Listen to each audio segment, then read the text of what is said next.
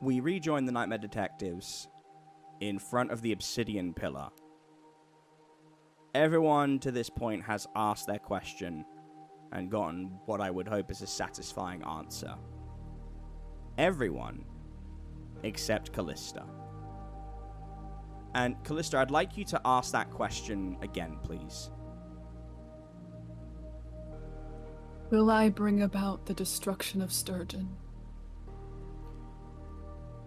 The obsidian pillar glows, and it is a beautiful magenta hue around it. And it says, unknown. An anomaly is taking place within Sturgeon. I am unable to see the path ahead. This one from the future says you are a calamity. However, there is another path. Curious.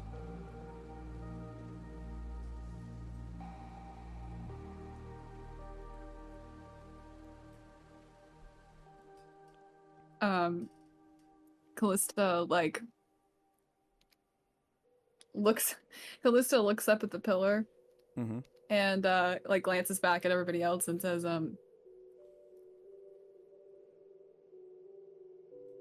How do I get on the right path?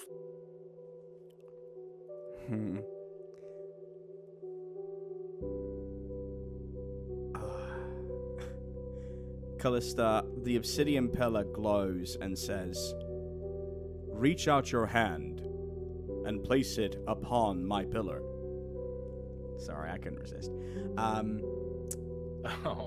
Yeah, I heard it. Was like, I heard it, and I was like, and so I actually heard it, and then I was like, that was not meant to be like that, and I was like, no, I have to. Sorry, I am sorry. Commit to the bit. Own it. Gross. Callista, make a connection with me in your true form, and I will show you.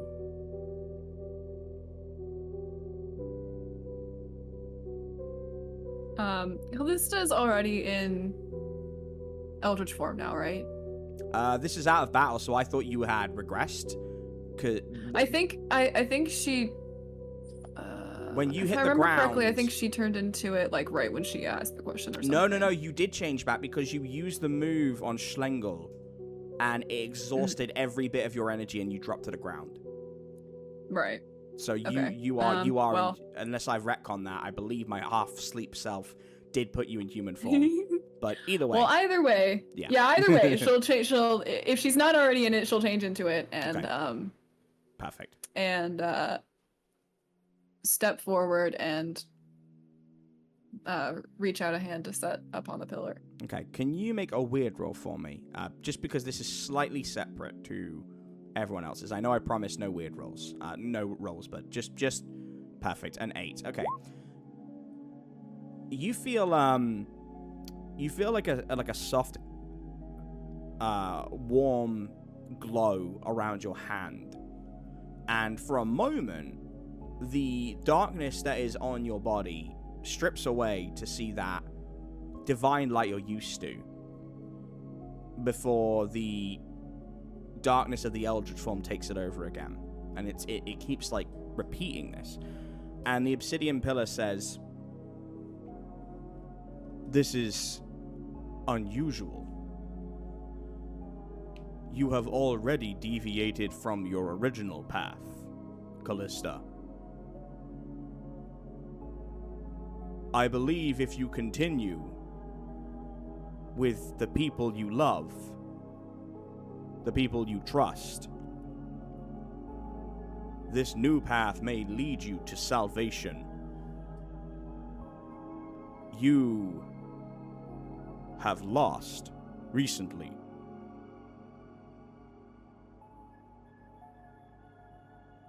Yes. How did that feel?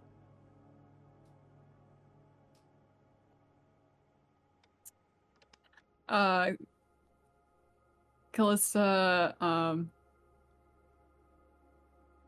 Callista closes her eyes as she kind of feels like a surge of the like the void energy in her. Mm-hmm. Mm-hmm. Like it kind of goes up through her veins again and makes her eyes black for a second before she closes them. Mm-hmm.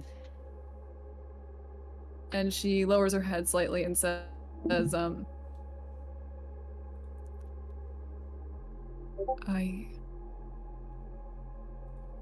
I haven't been that angry in a very long time.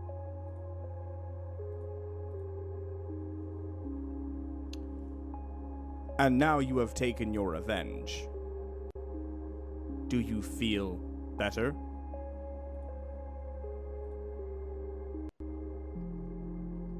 Callista, like, pauses for a few seconds, like, thinking about it. And then she says, not really. I guess I feel better knowing that he won't be able to do that to anyone else. But it still hurts. Perhaps it will always hurt. Loss is an integral part of life. All things must feel loss. I have felt loss. And Callista, you are absorbing the void energy from the pillar. And everyone else around you can see that the pillar is beginning to crumble. And it continues and says, the last time I felt loss was when I ferried you across cosmos, space, and time, and into the hands of the Abrahamic Almighty, at the request of your mother. Such was my purpose. I served and was of service.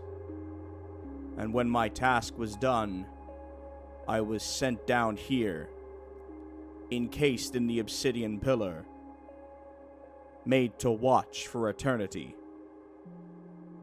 until one could take my eternal prison away.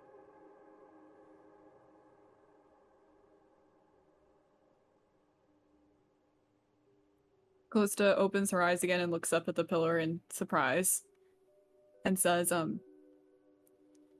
you were the one who took me here?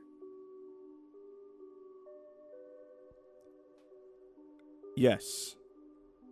In my original form, I was tasked with taking your newborn form over to the Almighty.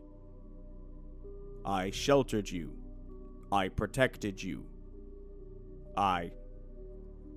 And the pillar crumbles more. And it says, I nurtured you.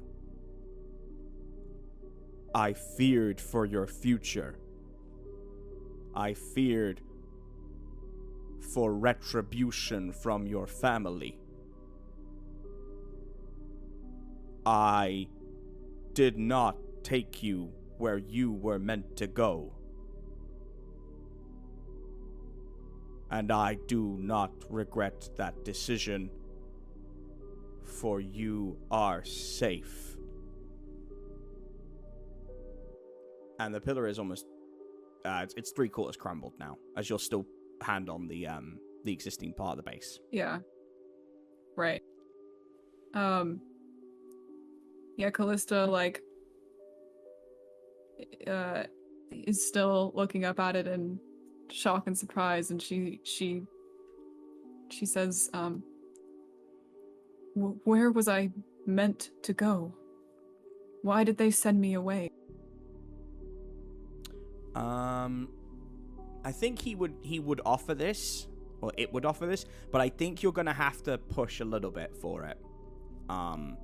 So let's do a manipulation roll with a +1 advantage, because he is trying to communicate it to you with what energy is left. But don't forget, you're taking that energy as well at the same time. Right. Okay. Shit. That's okay. So a 5. 5. Oh, I leveled up, so. Yeah. Do you Let's keep go. your hand on the pillar while you're doing this, by the way? Yes. Okay. You feel the energy around your hand begin to dissipate, and he says, "Not enough time. They already know. I told you. You will learn from the All-Mother. She will be, already is, coming." And the pillar breaks away, Callista. And all that's left is it's a relatively small orb with a concave center and a bright light floating in the middle of the rubble.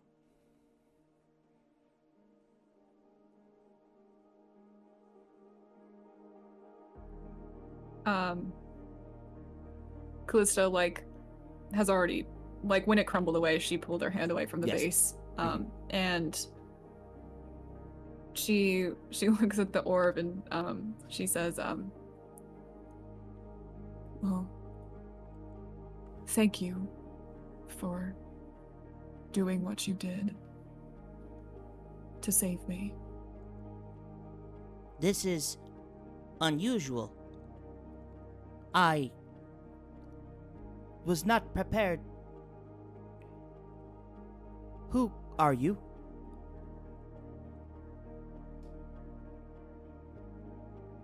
Callista blinks and tilts her head slightly and says, The orb tilts Callista? on its axis as you do so. Callista, we were just speaking. Interesting. I do not recall. It is good to meet you, Callista. I am...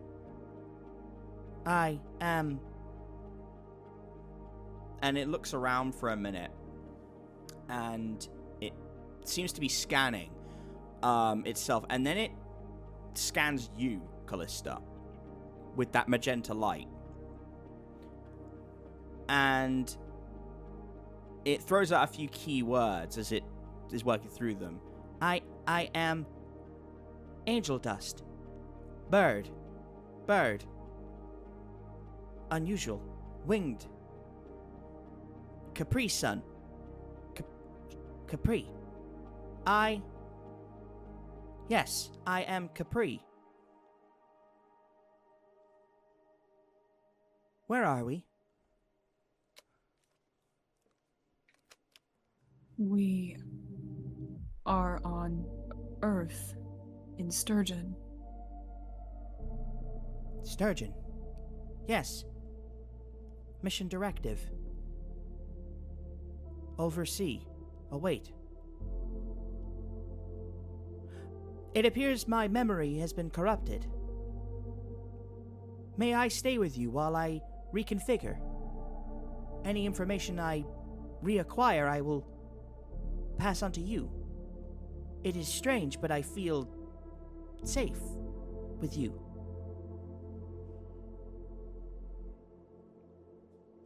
Callista kind of glances back towards the other detectives, but she nods and says, yes, we have a safe place for you. This is good. I like safe places. Small. Nestled. I will try to keep you safe, Callista. It seems that is important to me.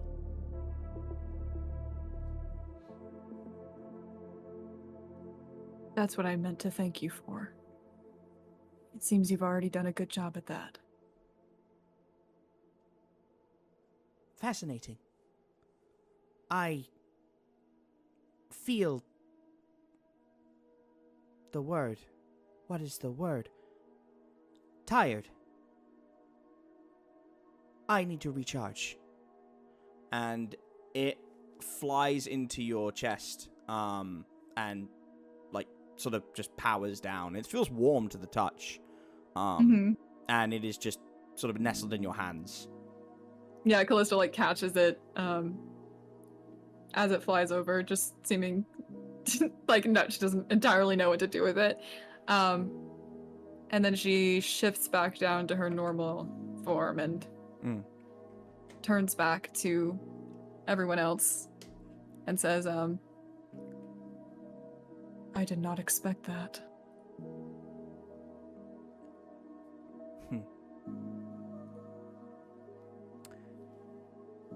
I think on that note, we will move the clock forward a little bit.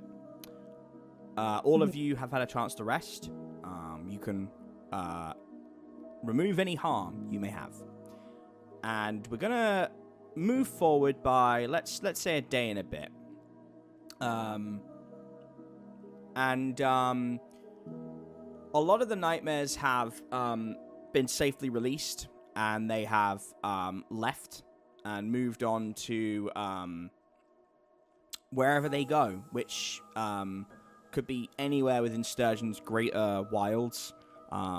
It could be in the Badlands to the north. It could be in the Warrens in the east. It could be in the great forests, or it could be in the deep oceans or the caverns. But either way, they are freed. And it's as you come out of the security office that you are bearing witness to a pretty unique moment. As you are walking to the Ethics Committee office with Sheriff Muldoon and a very battle-worn Cabbage, you see there's a bit of a tense standoff where some of the people who have started to come out of the building have gathered round and seem to be at odds as to what to do. There is a young woman with what looks to be her daughter, like a toddler, who are cowering on one side, and a medium-sized, what looks to be like chupacabra kind of creature, like the rake almost. It's pretty horrifying to look at. That is a bit of a distance, about 20 feet, and it's like sort of just advancing. It's not menacing, but it's also not playful. You don't really know what to make of it. And everyone's just watching at this moment. No one's intervening. No one's making any noise. I want to know how you guys react to this situation. Are we close enough where Jimmy can step between the woman and child and the chupacabra? No. You are able to see this, but you are still a little bit of a ways away as this is happening. And I will say, you will get the impression that making sudden moves is not the right call here, because no one seems to know if this is a threat or not at the moment. There's a very unusual atmosphere in the air, a mixture of sort of cautious optimism and trepidation. It's unusual. Is he within bow range? Flebs' bow. I wouldn't want to necessarily shoot it first. Yeah. Questions later if it's not being directly. Of course, Flebs goes straight to Aggressive. violence. Aggressive, yeah. But I was gonna say, isn't that our motive though? Shoot first, ask questions later. Well, it would be, but We're then detectives. the thing is, if you do that, Jimmy, I'm going to remove any indignance you might feel about the Leshy. You will not be allowed to be angry about the Leshy anymore. I will permanently take that from you. I was saying, okay. I didn't say shoot. I didn't say shoot it. I did not say shoot it. But is that has been our motive? It as has. of late, though. It has, but you guys, it might, as of late, yes. But I think you've learned a lot on this arc. Yeah. And I think, Okay. But again, maybe it's me metagaming. Maybe you guys haven't learned a lot in this arc. But I guess it's all about what you guys all think with each other as well. Well, Jimmy would like to continue walking towards the scene that is Okay. Let's just keep happening. walking. That's what I Okay, say. so just keep walking for now. So when you say walking towards, do you mean you want to walk to slowly get in between them? Is that what you'd like to do? That's what that would like general to do. direction, Okay. Yeah. All right. towards the I'm center. thinking who would be so that's the three of you. Jericho, Callista. What about you guys? Oh, I figured Jericho wouldn't have like ever stopped walking So you're forward. all walking essentially. Okay. Yeah, I think Callista. Where'd Yeah, she Callista. Yeah, Callista's going with them. I think she's now holding the orb like in like closer to her chest because she doesn't have her pocket dimension anymore, so she can't put it there. So I thought she did. I don't think so. I mean, I Well, don't have Death- the Death has- actual move. Well, no, that's true. anymore. But Lady Death has one anyway. So in my mind, Death you would have one. Like I guess this is again. I don't really mind tweaking this. It makes sense that you would still have one. It would just be a different pocket dimension. I don't feel like that would just be a divine thing because Lady Death can change and grab things at will. Like so, to me that only seems fair. Oh, good. Okay, well then never mind then. She's just gonna walk with them too then. She'll keep the little orb safe in the pocket. Okay. I don't want all of you to roll. I think act under especially pressure. when she sees the creature. I think given that this is a monster versus human thing, I'd like Jimmy to roll the act under pressure. But give yourself a +1 advantage, Jimmy, because you're not doing anything super bad at the moment. You know, you're just okay. So here's what happens. Nice. Here's what happens. You walk in front of there, Jimmy. But tell me how you do the walk first, before I tell you what happens. Actually, tell me what you're doing. I would like to walk, just walk over in between the woman and child and the monster fella. And Jimmy will full on go change to his full Sasquatch form. Okay.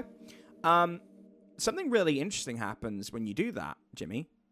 The creature sniffs the air, and it playfully bounds towards you with its head down low as a submissive mark, and it is waiting for its head to be pet. Jimmy will reach out and pet him. And the little girl's still pretty scared, but she sees you, and maybe you hear her and you turn around, your eyes meet, and she is smiling at you. She thinks you are the coolest thing she's ever seen, and her mom grabs her and tearfully just keeps saying thank you. And I'm sorry. Jimmy will change back into his regular human form and look at the woman and be like, there is no reason for you to thank me for doing the right thing. As far as what you're sorry for, I am unclear on that. She's got a stack of papers in her hand, Jimmy, and it is a resignation letter, which you can read, implies from some of the scattered papers on the floor that she was a part of the splicing division, but did not know that they were using active live nightmares. She thought they were donated bodies, and she intends to sell all this information to the Sturgeon Nexus for free to get the information out. It's very clear that her conscience is rocked by what she has witnessed there.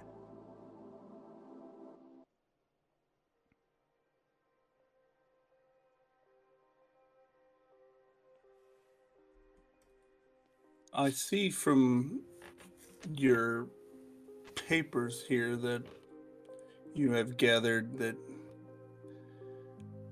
you were a part of something that you had no idea what was actually happening.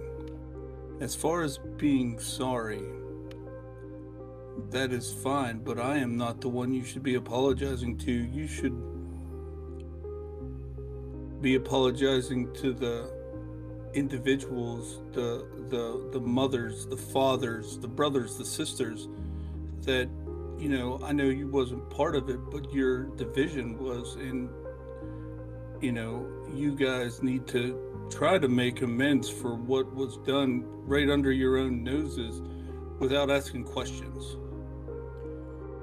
she's very sort of nervous and smiling, is murmuring around you, and all she says, as she scoops up her child, says, You're right. So I'll start with this one. and you turn around and see that the little mini chupacabra had ran off to its mother on the other side of the crowd, who is cautiously but not aggressively protecting her boy. In very similarly image to her, because this little mini chupacabra is now climbing on Mama's back, and Mama is covered in scars, surgical scars. And she has cybernetic augments on her. And the human mother, who you can see as a name, says Dr. Leonard, says, just because I didn't know doesn't make it okay. I still signed up, and I still participated. And I have children. And it's easy for us to think that just because you are an animal of sorts, that it doesn't matter. But it does. Because if someone touched my little girl, I would burn this place to the ground. I'm sorry. I'm so sorry. and she just breaks down in a flood of tears. And you all witness something remarkable. Because the chupacabras gained an ability, and that is speech. And using a vocal box.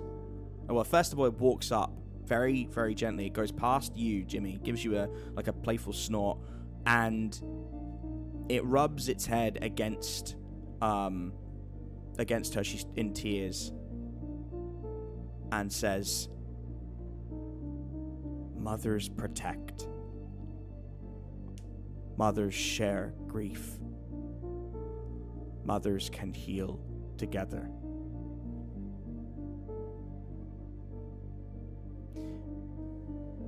And I like that scene, so I'm gonna skip ahead a little bit, because there are some people you guys might want to see before we conclude the arc and you go on your interlude. And I would like to open it up to any of you guys.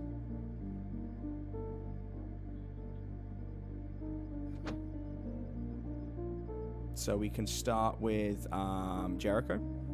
Is there anyone you would like to go to? And again, if you don't have any, that's fine. There are some people who want to speak to you, but I was gonna do the calling outs, and then like last time we were here at the dome, I cannot remember the name of the doctor. I remember Zephyr's name. Wayland? Vivatma Wayland. Yeah, the ethics committee professor. Oh, okay. And then Jericho, as he enters, the ethics. God damn it! I'm not picking up on it this time. Actually, no, I am. You go down there, and again, there's a man who's just coming. I was like, "Oh, my friend, you've come to the wrong place. Would you like some of the shawarma? You seem to get lost many times." Shawarma. I am not shawarma. You said. No orange peels for you, though. I have been told you are leaving them around the grounds. No orange peels for you, my friend. Yeah, biodegradable. Yes, I'll take some shawarma. He hands you some shawarma and says, "My wife made it. It is very nice, my friend." My wife's really good at making shawarma. Yeah, do not speak of my wife. Okay, that's fair. Okay, now Jericho will kind of loudly calls out for Wayland and Zephyr. Now while eating the shawarma. Mm-hmm. Are you calling? As in, you're just calling out from the ethics committee building? There's no. He's just kind of walking through the building, just like, walking. Wayland. Just receptionists. Wayland. Like Zephyr. You hear ding dong. Could Professor Dr. Wayland and Zephyr come down to the reception, please? Your son has been left unattended. And we're only gone for a night. That was quick. Wayland comes down and looks very tired and is like, "Hello, Jericho Branch. I heard you calling from a mile away. Zephyr's You're not welcome. here, but what can I do for you, Mr. Branch? Well, it's like the day after everything happens. Want to make sure you know you're alive and all. Could you Let's get close shawarma. your You ever been to shawarma fucking before? mouth, please? That is How am not... how am I supposed to tell you everything that happened if I don't talk to you? The receptionist is looking at you and looks down at the floor and back at you because there are shawarma pieces all over that floor. Oh my god. Are we with Jericho or is Jericho alone right That's now? up to Jericho. That's up to them. They can be. No, no, no. This is your scene. This is your fantasy of annoying Dr. Whalen. Are they with you or not? Sure, yeah. Okay, then you were just being... Okay, alright. So, yeah. What is... You what were is- just being the way that you were what is- around us as well. What does Callista, what does Callista, Fala, Jimmy, and Flebs do when they see you walking around with a shawarma I and... feel like we're used to this. Yeah, you just nothing? No response? Where did you get the shawarma? The ethics department. Oh, They Let's really get need some to... shawarma, They man. need to stop giving... You should not be taking people's You're- lunch, Jericho. That wasn't a vendor. That was someone's food. No, I'm pretty sure he gave it to giving me. it away. And Jericho like points towards the ethics department, like it drop, and Hungry, it drops to the floor. Oh, Jesus. You're We're a gonna mess, bill dude. you for the carpet cleaning. You understand that, right? I don't think that No. was in our contract anywhere. Oh, we haven't Bill, talked you about... haven't, Bill, Fa- I you feel haven't like paid this us is for being here yet. incidental. We don't... We paid the company. It's not us that No, pays you. It's Just Nell deduct it from that Lockwood. then. Oh yeah, I'm sure Nell Lockwood would be very happy about that. And Fala, we haven't even talked about you. You were contracted to be here, and I now am just finding out that you're not from this time. Wait, Lynn. Wait, you're Well, focusing no on math. important stuff. Semantics. We all live. The Never lied. Anyway. the You cliche, put your- the cliche German doctor's gone. We did it. Fala, you put your birthday Mazel tov. as January 1st, 2000. But according to what Okay, you I said, lied once. you weren't born until 2028. Okay, I lied once. Do you have a degree in mortuary mortuarology? I Mortuary You- job. mean- You do not. You learned on the job. There was no Ah. university in post-apocalyptic Sturgeon. practical experience. Okay, practical so experience. this is an OSHA It's nightmare. weighted in gold. We're going to pretend It's a that... piece of paper. Mm-hmm, I'm perfectly qualified. Okay, we're going to pretend that you were here on experience, and you left. You Just say she was an intern. Don't make it complicated. Yeah, I'm gonna say that you were under. She was very good at her job. if that helps. Her skills are not. She's phenomenal at her job. The problem is she doesn't exist yet, and we had her on payroll. That's a bit of a. This feels like bureaucratic nonsense. Oh, it's like child labor, but they don't exist yet. Yeah, there are places where 10-year-olds work in McDonald's. We don't want to be like that. We don't want to be like that. Jericho, what do you want? I'm very busy. There's a lot to clean up. What do you want? It's just kind of like what you do after life-altering or near-death experiences. You talk about it. You have like those little powwows. Everyone comes together and it's like, haha, we didn't die. That was crazy. Stuff like that. Think he has more shawarma down there? Jericho, You it's better. not. And you're gonna show me where you got it. It's really not a good time, Jericho. What do you mean? Like the evil guy's gone? The sky is cool again? The nightmares and the people, from what I can tell, didn't rip each other apart? From what I can tell. You're not gonna leave until I tell you, are you, Jericho? Nope. Alright, you're gonna have to activate your third eye, Jericho. Yeah. Oh. Now he says that just like a third like glowing bird eye opens up under his Oh, left arm. great! You have a third. That's fantastic. You're going to scan me. Okay, lovely. Okay, an 8. I will let you know what it is. What would the price to pay be? I already which- dropped which- my shawarma. No. Which of the 3 do you want, Jericho? I'm gonna let you choose, even though you're being very sassy. Which of the 3 would you like out of those options you get on act under pressure? Oh no, it's excuse me, sorry, it's read a bad situation. What am I saying? But on an 8 to 10, correct me if I'm wrong. On a 7 to 9, there is a backfire, right? I need to get your character sheet up. Let me 100% check. Under read a bad situation.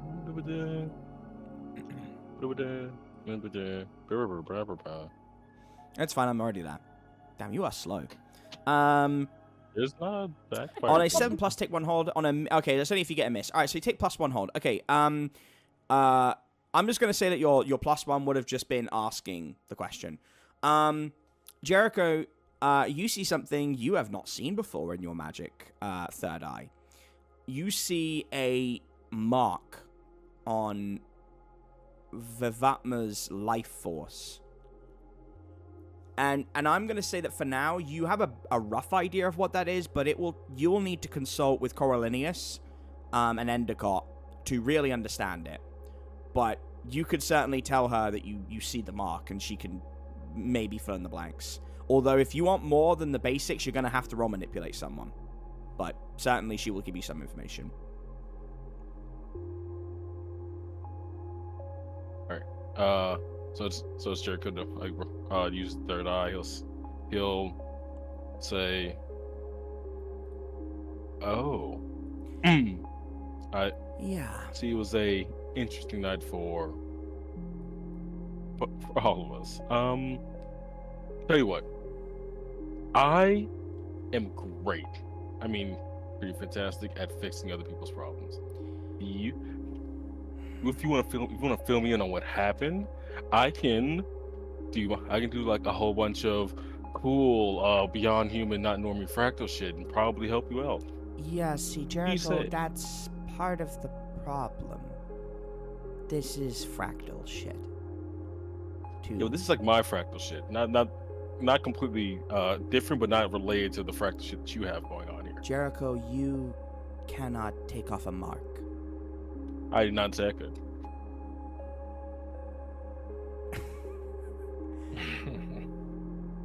But more details would help. So, how did that happen? I woke up with it. And it is something that or rather we, and she looks at Jimmy, we know all too well what this means.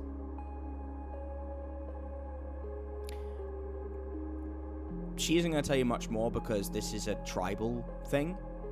You can roll manipulate someone and she might reveal it if she feels that it's prudent. You would probably need to get a 10. I don't think she would.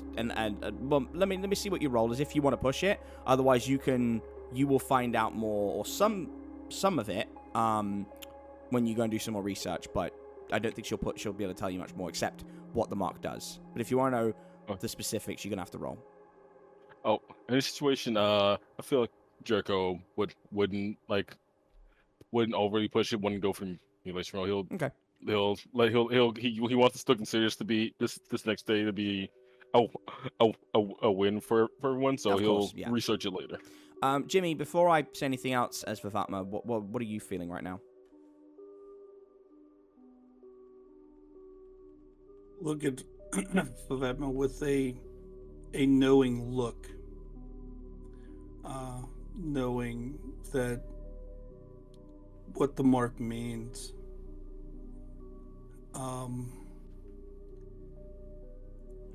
And I just give her, it's hard to explain the look that Jimmy would give her, but he would just look at her knowingly. Yeah. And she says, well, this means I am going to be hunted. And every bit of my life force will be drained, and since I am functionally immortal, that does something to a person with magical capabilities. That's why there aren't many of us left. So, I'm going to keep working and doing my job, and the nightmare detectives just might have another job in store for them soon. But for the moment, I am fine. And we have a lot to do. And I appreciate you checking up on me, Jericho, but I was trying to avoid this because I think, given what we've all been through, we could use a win. Don't you agree? Are you reading my mind? I feel like I just said that. Jericho looks like the nightmare. Did I say that out loud? Or was I thinking that? It's written over your face, Jericho. And funnily enough, I'm going to add this in, but you're shaking. That would appear so, yes. So, I will come to meet you when the time is right. But there are some people here who would like to see you before you go. And I have a lot of work to do. So if there's nothing else, and she pauses in case anyone does have anything else. Jimmy has something, but he'd like to speak to her in private before she leaves. He meets your eyes and kind of nods. She meets your eyes and kind of nods. And then, Callista, do you have anything? Nope. Okay. Okay. So, at that moment, she says, well, then I will bid you all a good day. And I think this is the start of something good in Sturgeon. As long as the governor signs off on some of our papers, that is. And she waits for you guys to kind of go for the doors, and she stands and waits for you, Jimmy, and says, so Jimmy's gonna step up to her and be like, how long? I would say 3 days. Maybe a week. Honestly, it's been so long since the last hunt, No, I would like to say I don't remember, but we both know I do.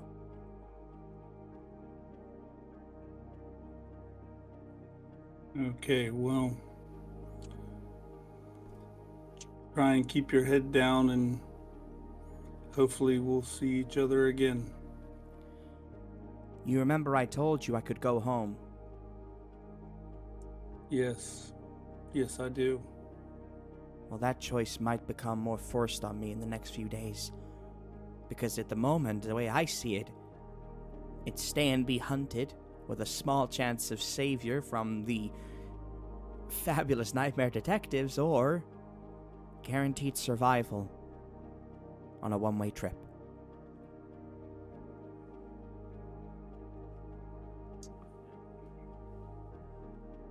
I would really, really like to promise you that we could protect you, but that's a promise I can't make to you.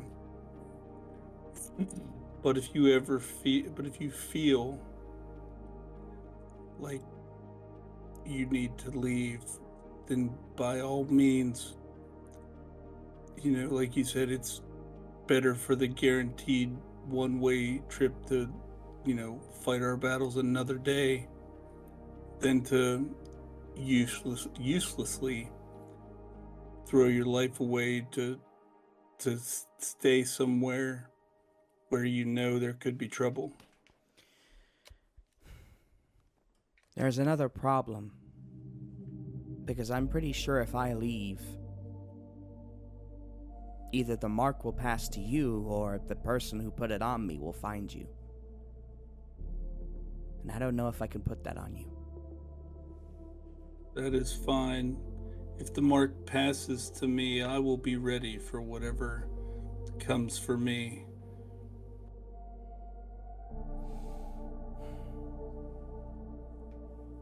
Okay. I'll be in touch. All right. Thank you kindly. She takes off her bracer and puts her hand out. Jimmy transforms into his Sasquatch form and clasps her forearm. And she pulls you in and says, Always remember, you have a home.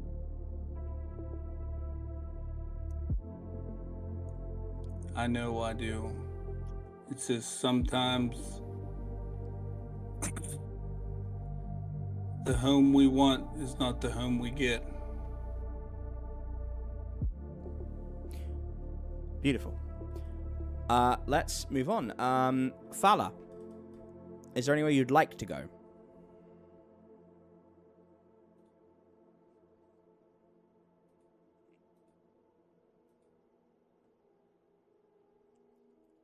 Fala, your mic might be muted. I'm so sorry. I it thought was so. muted. That's okay. I'm sorry. That's okay. Can you repeat the question? Is there anywhere you would like to go? Oh, where do I want to?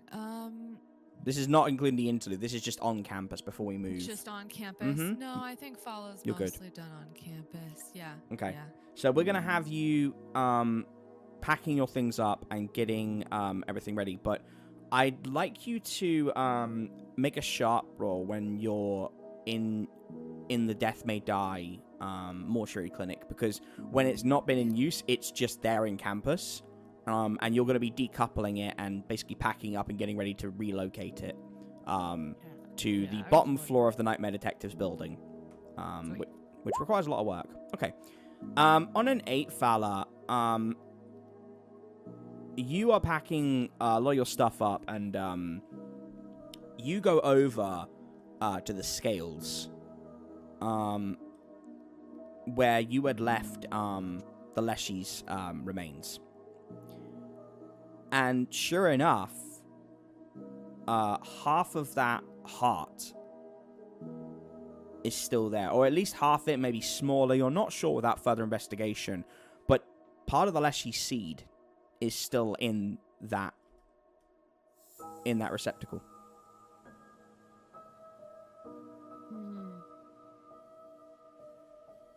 And you'd have to do some further investigation to figure out how much of it, what it means, but it's there.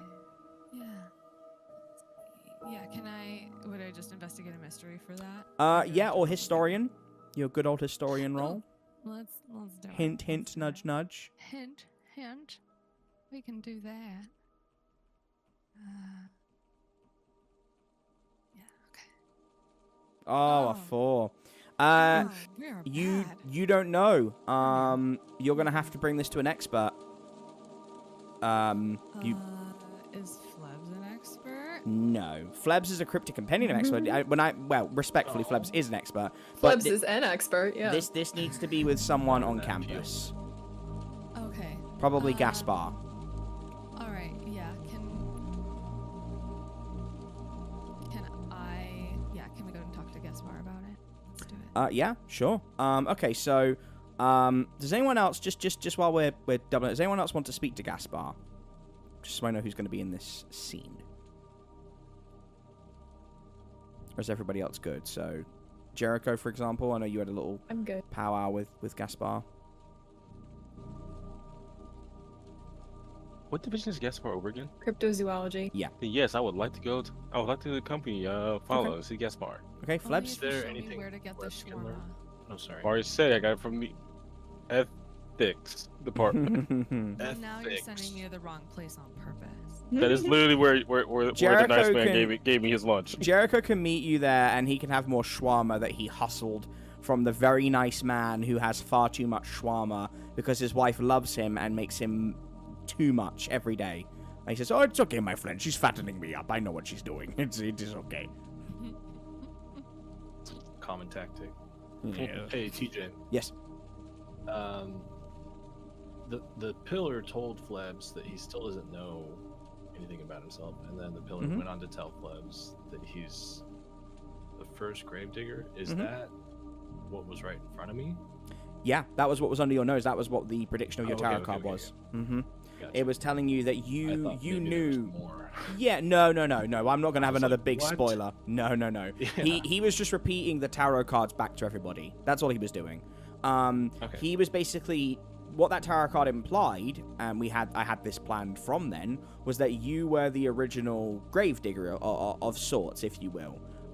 You were the progenitor because you effectively died and were brought back. The means of that and how that all works is still lost on you, though. Okay. So, can Flebs learn anything about anything more about himself here? This is probably not probably in the interlude would be a good time to do it, but right now you're on campus just going around to be with. Obviously, you wanted to go to Gaspar and learn about the Leshy Heart. You're definitely welcome to help out with that.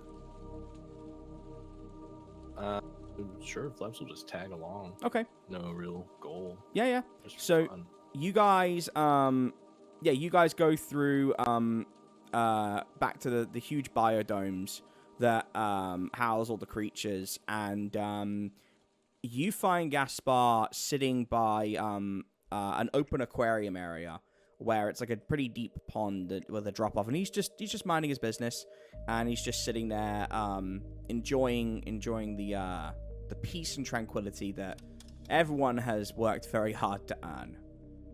And I don't think if he sees you, he doesn't really acknowledge you as you guys walk up.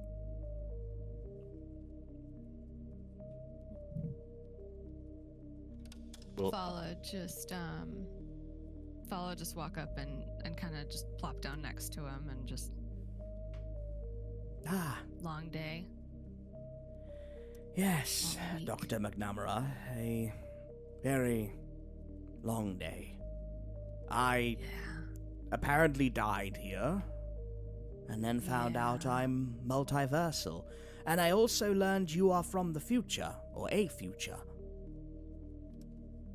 Yeah. Well, that's a lot. It's a long day. So yeah, you've had a lot to process. Someone told me your spiders Yeah. talk to you. I mean, yeah. As Yes, in they of course. talk, or they send thoughts to your mind. Which is it? Jericho's standing behind Fala, like behind me the Gaspar. No, she's crazy. Hmm. No, I'm not crazy. You're crazy.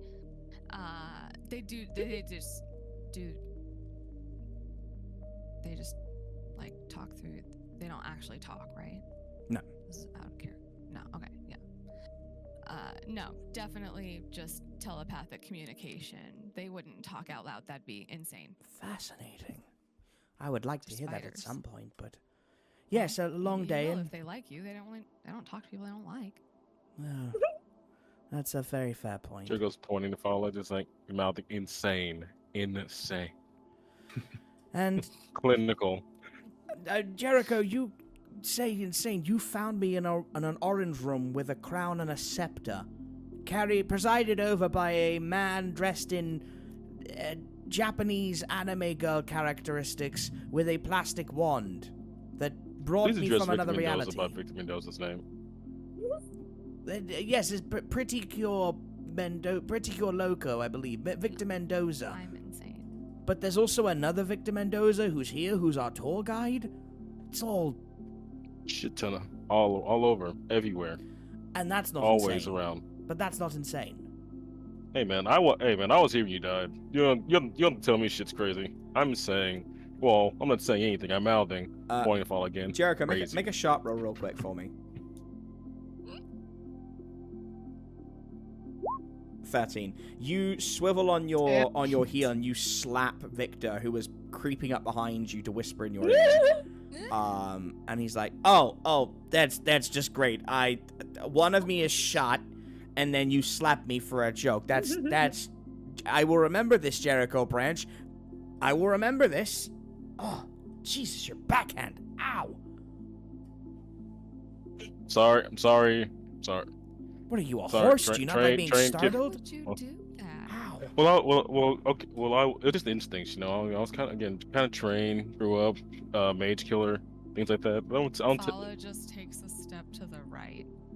Ah, And just God. generally distances herself. Ow. Anyway, Fuck. I Gaspar, apologize. Gaspar, are And they... also, again, let's not mention this to Victor Mendoza of the Watering Hole, please. so why are we slapping the, again? Ow. That's not Ow, gonna end well for Jericho you. Branch. Ow. He snuck up on me. I'm gonna text the group chat right now. That gets a take. Well, okay, Callista's To be killed fair, two the of you. other one- Yeah, we know when one of us dies, not when one of us is bitch slapped. There is a limit. I think death should be the further point, but fine, sure. I will not. But we already know that she killed 2 of us. We have felt it. It's like a ripple in the force. We know when one of us fucking dies. I don't know when Victor Mendoza 22-7B pisses. Maybe it went across a couple multiverses. I don't pretend to know, understand, or even begin to comprehend Victor Mendozian ethnics, emotions, or whatever. I'm sorry for slapping you, but you should know. But you shouldn't sneak up on people. Okay, I'm sorry, but that's not a real I'm sorry. Okay, who gonna believe here? Me or the one that's not even born yet? She's practically just imaginary. Are you truly sorry, Jericho Branch? Are you truly sorry? Yes. There's no point in me that woke up this morning was like, you know what? I'm gonna bitch slap a Victor Mendoza. Right, That thought never crossed my mind. Take my hand, shake it, and say you're sorry. And we are done. And you have to mean it, and we're done. There's something about shaking your hand that you're not telling me. So now you're adding an insult. Now you're insulting me. You're insulting me in front of you. You're insulting Pretty Cure Victor Mendoza. This is unbelievable. Why is everyone's facility so soft? No, Jericho, don't throw your orange peels on the ground. Jericho, you're not shaking my hand. You're insulting. It's not. Just plain rude. It's crazy. This place is full of scientists. No one knows what's biodegradable. That is wild to me.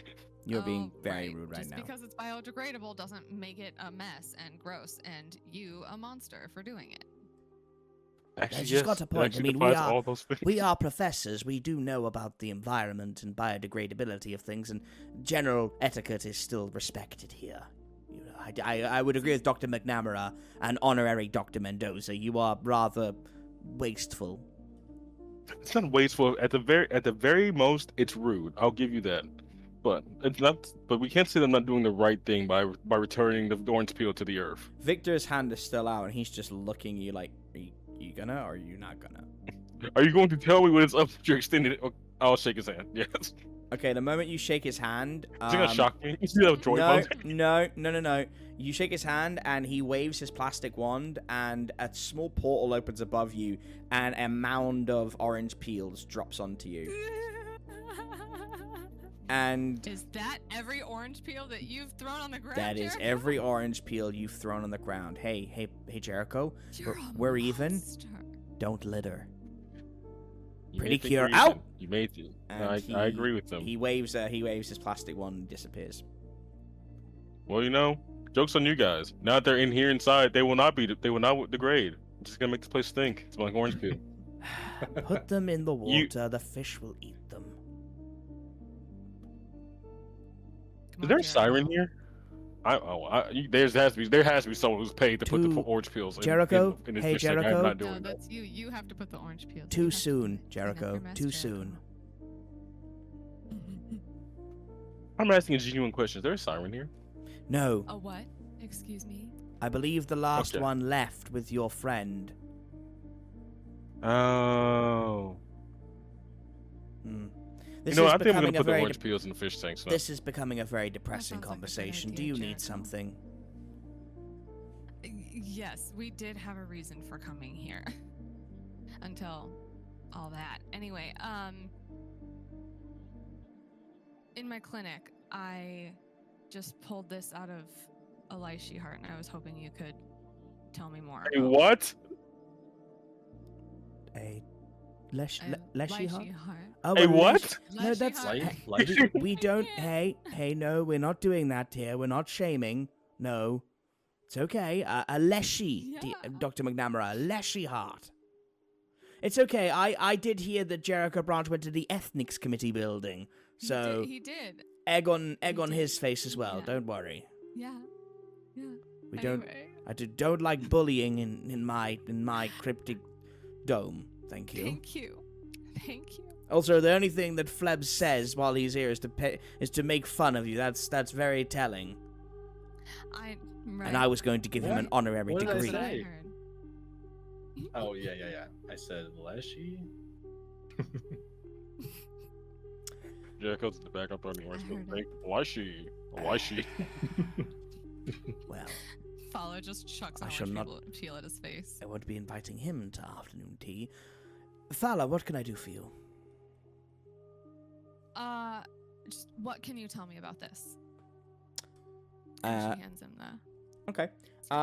Roll manipulate someone with a +1 advantage. Oh, okay. Gotta be great if you fail this as well. I really do not. Okay, submit. +1.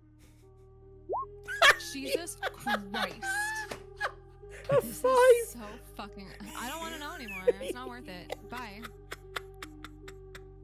Flebs can roll right about this sort of thing in the background. It's fine. He just looks at it and says, Callista, you just missed some beautiful, beautiful moments. Oh, good. I'll tell you on the break. Okay, Flebs apparently knows everything about this. And Gaspar says, Thank God. Well, it's a leshy art, and it's part of it. I'm not sure. Unusual. Why don't we ask our resident cryptic compendium holder, Mr. Taylor? Hold on. Hold the frick on. You made Jericho me walks all up. the way here, and you had the answer the whole time. You guys, I We told walked you, you a can long ask way. me. I You just ask me. Jericho pulls out. I am the cryptic companion holder. No, you're a littering prick. Keep throwing them into the water, please. The glittering prick who has the cryptic companion.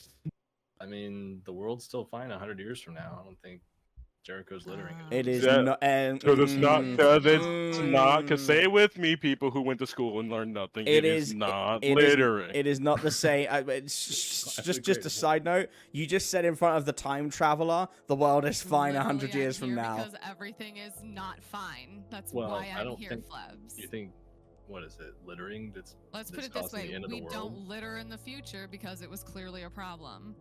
She hasn't born yet. She doesn't know anything. Gaspar is sitting there thinking, I wish I could die in this reality to get away from this fucking conversation. But You that- already did I that. don't ending, blame right? you. Flebs, what do you know of this? I got a 13. Well, I was gonna see what you could guess from it, but okay. It Meta. is a heart that has been split in two because essentially it's when a leshy pairs with a mate, they share organs, and whatever Jimmy killed was the other part of that leshy, or that leshy's mate. So the one that you talk to, the one that you promised, that's the heart you've got in your hand. Oh. And when Flebs, you explain this, Gaspar thinks from it and says, "Oh, interesting. So, well, there are certain species and creatures that do such a thing. It's kind of beautiful, and it had me thinking. I can't return to the multiverse I left, but the Gaspar here still has a husband, still has his golden retrievers, all waiting for him at home. And I wonder what would have happened had there been no other alternative. And the thought I keep coming back to is my dogs, sitting in the hallway and watching the door, waiting for me to come home. And I never do.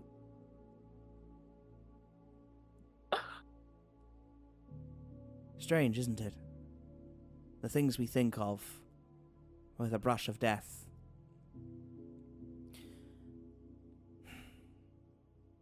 That's why I'm dissolving the nightmare experimentation sector of St. Martin's. I think there's been enough death and grief for a lifetime. And he gets up and just gently pats you and on the shoulder and just walks off. I think he's pretty deep in thought.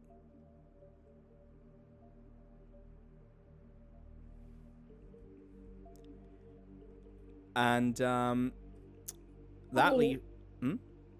Sorry. I said, "Ow!" Yeah. Well, look, y'all were getting very funny with the orange peels and the future not being there. And I was like, I was like, nah, man. Yeah, oh, I know what'll get him. Sad dogs. Well, yeah. I mean, he died. Jeez. He literally, yeah. Well, yeah.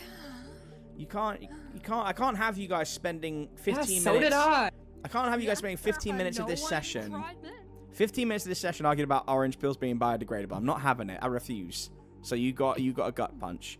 Anyway, so there's a couple places because I'm guessing at this point has everyone seen and spoken to everyone they want to speak to at this point? Just to check, because if there's anyone else, now's the time.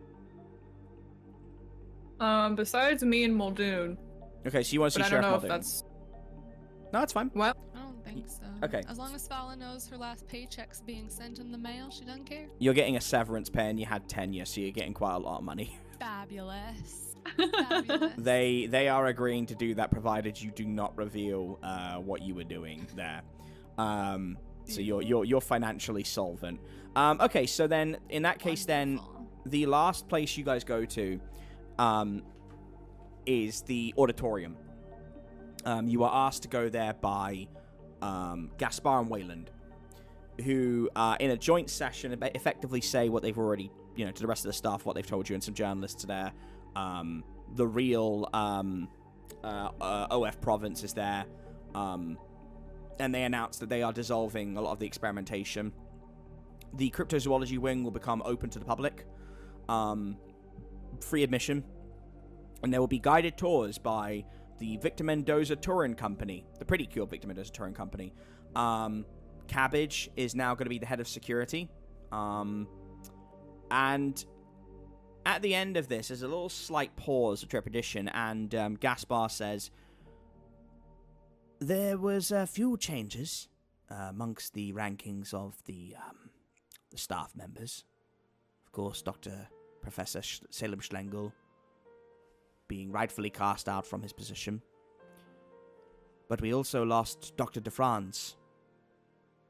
And so there is an opening for the head of the Sturgeon Disaster Committee, with greater oversight, more staff, and excuse me. And he turns away from the mic for a minute.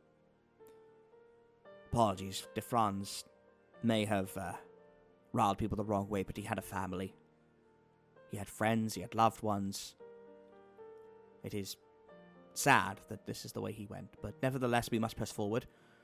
It is decided unanimously by the remaining board members that Gary Muldoon be offered the position of head of the Sturgeon Disaster Committee, should he accept it with immediate effect. And Muldoon just kind of looks around like, are you fucking kidding me? That's a lot. Oh, Jesus Christ. Callie, what do I do? Callista glances at him and says, accepted. I was just a small town cop in a rinky-dink seaside resort up until like 6 months ago. I don't know I'm ready for this. I thought you were a costume for a movie. And now I don't know. Callista puts a hand on his shoulder and says, when all of us were freaking out, you were there to calm us down, so it's only right that we repay the favor now. Since we first met you in Mantis Bay, Gary, you've become much, much more than a sheriff who hides behind his files. You know that, right? Yeah. You're right. I'm just scared of change and messing things up, but I see you and I see the changes you're going through, and what have I got to be scared of? Okay, I'll do it, but I'm gonna get you a cell phone, and you're gonna text me and call me so we can keep each other updated, because I'm gonna be busy and I'm gonna be scared, okay? Only if you promise to stay safe here. I mean, I'll do my best, Callie, but it's a dangerous job. You see what happened to my predecessor? Hey. I don't know I can make that... He thought we were enemies. So he kind of hindered our investigation. Seems kind of bad at his job.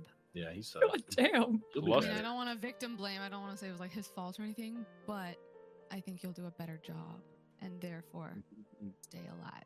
I'm gonna keep a Plus, special think of the file. pay raise. Like, think about the Stromboli recipes you'll be able to try out with this one.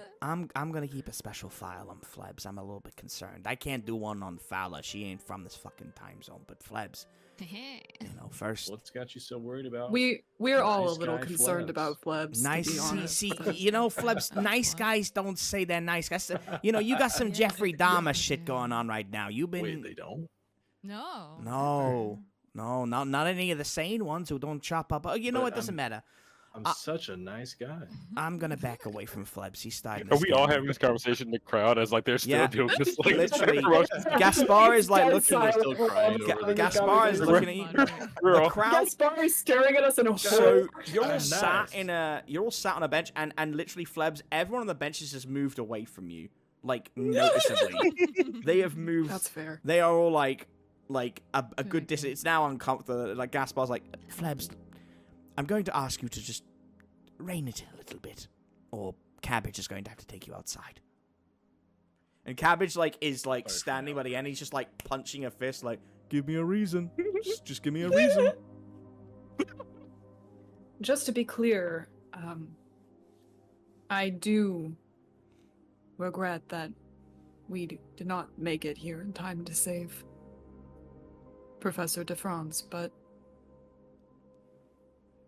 Gary, if you ever need anything from us, we will be here to protect you. Oh, I Or know. at least I know I will. Well, I that's might what, be busy. that's what I was gonna I might be say. in your file, but Flebs will be here to help you too. Trying to get in my good books, Flebs. I respect that. Callie, that's what I was gonna say. Is I like the fact that everybody will be there for me, but it's you that I'm relying on here. So, okay, I'll take the job, but I'm getting you with that cell phone. I'm gonna be that annoying dad who just keeps calling all the time with really bad signal and the phone too close to my face, and it's gonna be really embarrassing. Yeah, somebody's gonna have to teach me how to use that. Yeah, it's 'Cause- gonna be like a dad calling another dad. who's like, yeah, I have no idea. I'll get Faye We'll to just get teach you you. a jitterbug. I see them use it Close to- sometimes, and it's I- beyond me. So Out of all of the friends you've got, I think Faye would be the best because, I mean, Fala's from the future. Jimmy has big hands. No disrespect, big guy. I don't want you learning Flebs' habits with a phone. You might have to disinfect your hands. And I don't believe Jericho uses phones. It looks like he uses the birds. So I'll get Faye. Faye's a Gen Z. She understands this stuff. She'll help you. Zoomies. Just kidding. Just Zoomies. Cabbage Consumers. grabs you by the collar and says, all right, that's all right, you were warned, and starts dragging you outside. Get off your soapbox, Flebs. Oh, he's already been Jericho dragged looks out. at everyone else. He was warned. You are warned, Flebs. We'll still save you a piece of the after party cake. Thank you, Surprisingly, Cabbage. this is the first time that he's been escorted out of someplace. usually I can't even open my mouth, but now I just can't keep it shut. I find that hard to believe, but yeah, there is cake. Yes. Professor Sparkleton made some special cheesecake for everybody. Oh my god, her cake is so good. A round of applause. A round of one section of the crowd, dude. A round of applause for Gary Muldoon, new head of the Sturgeon Disaster Committee. And yeah, sure enough, you will applause. And little Gary's just up there, and it's a nice moment for Gary because he's never really, he's had achievements, but not.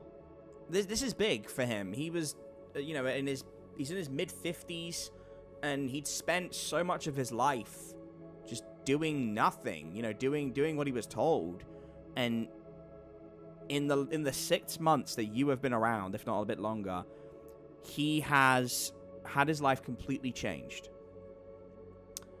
And that's in no small part to all of you. Gaspar. Not me, but Yeah, well, no, I mean partly you as well, but Gaspar kind of waves to you, Fala, and says, "Fala, we dropped off Professor Schlengel's body in your mortuary clinic. We would like you to take a look over him if you don't mind." okay, yeah. In Like- your own, like in your own now? time. Or, Uh, can I well- go get cake first? You can get cake first. I think you've earned it. Oh, thank God. Yeah, damn right I did. You So see cake for you see Flebs. You see cake. You see Flebs first in line for the cake. Cabbage grabs you and pulls you out. Like, no, we'll give you your cake. You're not coming back in. I'll get you your cake. Just no. Just like pulls you straight, pulls your head as like your head comes into view, and it's pulled straight back out of you again. Oh, come on. Flebs is giving Just a cake. small crusty piece. I'll get Julia a cake as well. Just fucking sit down, chill. Julia wants fish cake. I'll find out if they got fish cake. I swear to God, Flebs. Thank you. And Payne Gunkerson she's is from a just post-apocalyptic Sounds like a pet future. owner's responsibility. Payne not a Gunkerson is security sat on guard's the- responsibility. sat on the stage, just shaking his head, going, "I just don't understand how he can't just behave himself. Uncivilized." That's what it is. And like his Flebs looks at attendants are around him, going, Fala. "Sorry, Flebs, go on." Flebs looks at Fala and he's like, well, biodegradable litter, quotes. I hope you realize you are doesn't seem outside, like that's the end Flebs. of the world. When you're doing this, you are Yeah, no, Oh, outside. can't hear you. She's inside enjoying I was gonna say the you are cake. by the door, being pulled by a man 3 times your weight and size. He's calling after Fala as he's being You're dragged out. 100% shouting this out Oh. as you're being pulled away.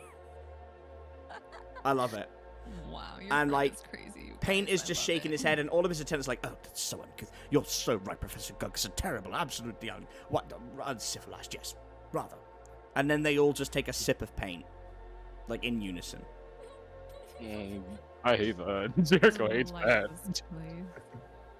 As much as I'm grateful for that, for the paint that helped me earlier, it's still, I can't think about it too hard. You should not drink paint. Oh, Jericho, stops me since now he's having this thought of she's from the post-apocalyptic future, but she knows what cake is. They have cake in the fucking future, but me dropping an orange We peel is have that fucking. ingredients. I mean, yeah, they're rationed, but we had them.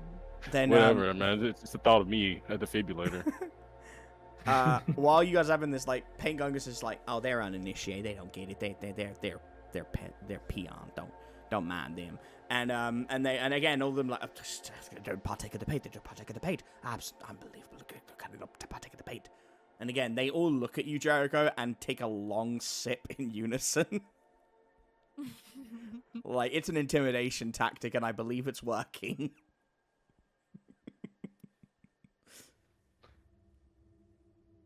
I'm not drinking the paint. I think you should try it. They do it all the time. Why don't you try the paint? Why go down with your cake? They have paint in the I future. mean, They have paint in- It's pretty cool, but it doesn't taste good. Jimmy, while This is the angel saying it going doesn't taste good.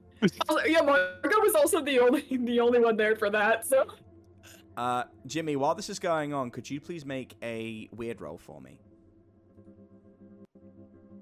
I just feel like this is something they probably do at most parties, is like drink the paint to intimidate new people, and so Fala's probably. No, it's 100% just for Jericho. This is a No, it's Jericho not. intimidation Oh, tactic. I love it. Maybe they do, actually. Maybe it is like a whole, like Let's a hazing go. thing. But, yeah. Jimmy, could you make a weird it's roll their for party me? trick. Could you make a weird Oh, roll for me, sorry, please, my Jimmy? Fala. Sorry.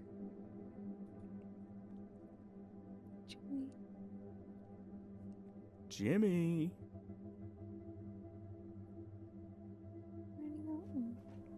Oh, God. He might be AFK.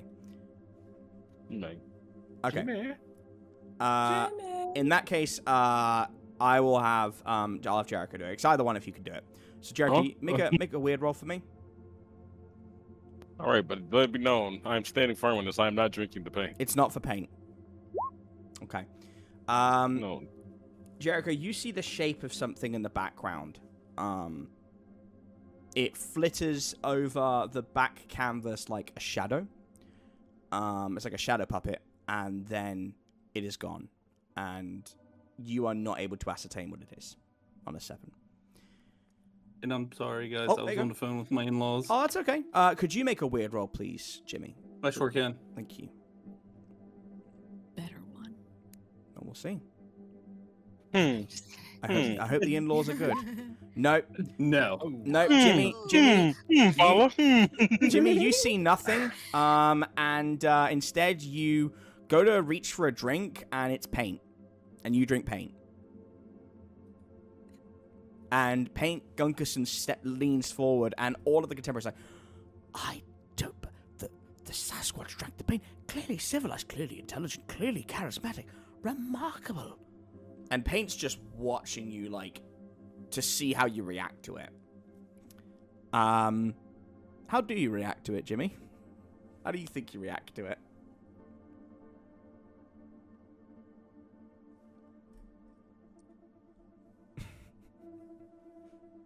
Jimmy takes the drink of paint. Mm-hmm.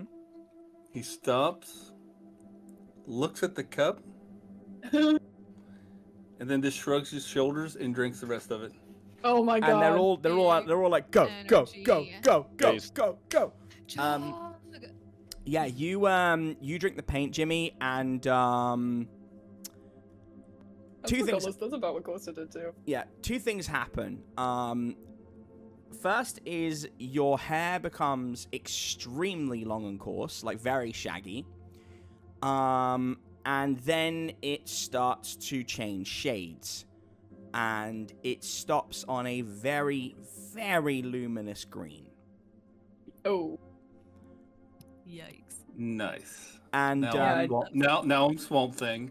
But I told you it literally, doesn't they're taste all good. like, oh, I it's gotta get Swamp out of Thing. here. Oh god, it's Swamp Thing. That Swamp Thing's super scary. And Paint Gunkerson says, he has partaken of the paint. He is one with the paint. I believe an honorary degree is in order. What? Dr. See? Jimmy the Third. What? I also drank the paint first. Listen, it's not about you. Callista, it's not about you. And respectfully, you did not drink the paint. It was thrown on you the first time.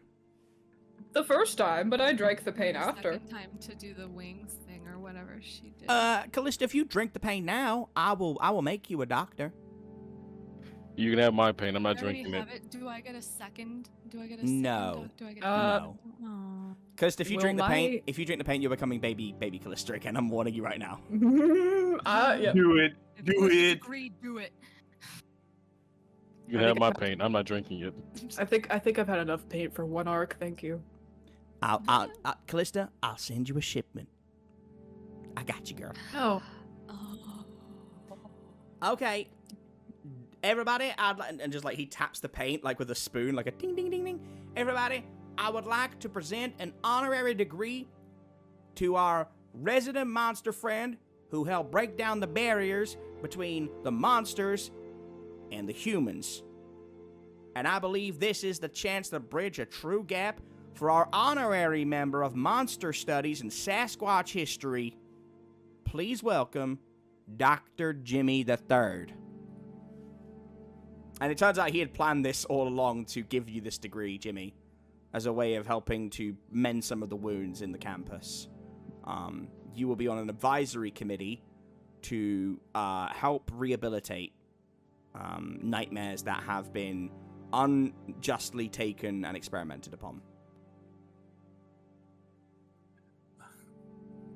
Jimmy will look at Paint Gunkerson.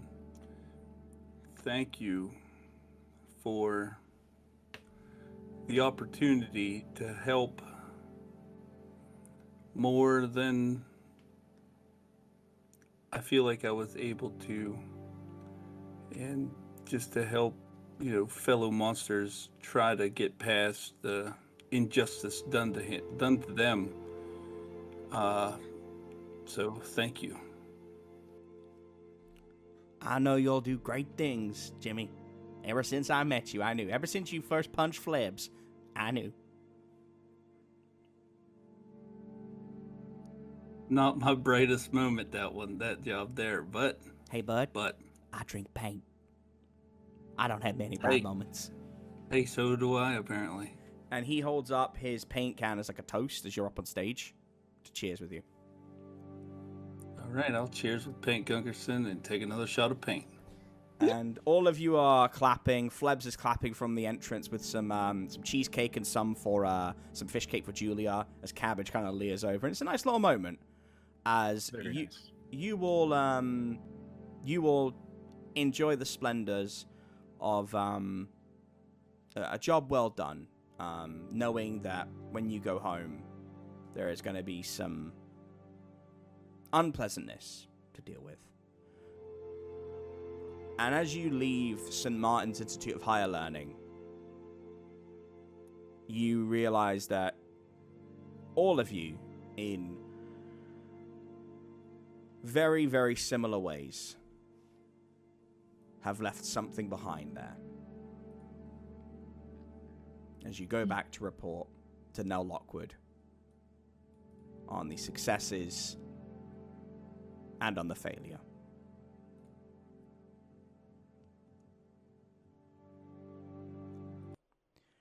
We reconvene back in Sturgeon. You guys got a message from Zephyr who said that they were going to meet you at the entranceway, and we will resolve that in a minute because that's the last person to speak to resulting from the campus. But before that, you had to go back into Nell's office. Jimmy did not want to go with you and elected to go for a walk with Wendy. Because the closer you got to home, the harder it became, the more the reality kicked in for you. Mm-hmm. And Jimmy does not do well with grief. And I imagine everybody at this point, despite the fact that Jericho has been trying to keep everyone's spirits high, it is tough. It's tough on Jericho, who puts that outward facade on, who is internally distraught. It's tough on Flebs, who's learning he is dead already. It's tough on Jimmy, who's lost everything. It's tough on Callista more than anything else. And I don't know if it's tough on Fala necessarily, but it's still nerve-wracking for Fala. It's nerve-wracking, and there's a lot, There's a lot. There's a lot of grief, and it's a lot. So, you all walk into Madame Nell Lockwood's office, and she is standing by the window with her back to you. And it is raining outside. And as you close the door, she says, "How did it happen?"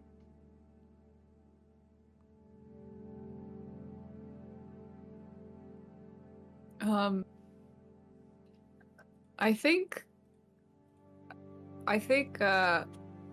as they were walking, Callista has also gotten more like Jimmy, just it's settled down on her a lot more. Mm-hmm.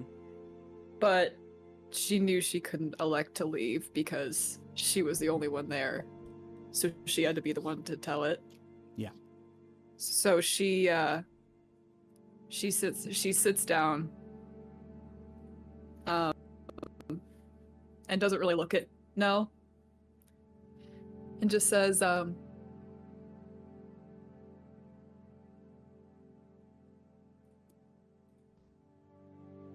siren called to her, and I volunteered to go with her so that she wouldn't have to fight it alone. And I was separated forcefully from her.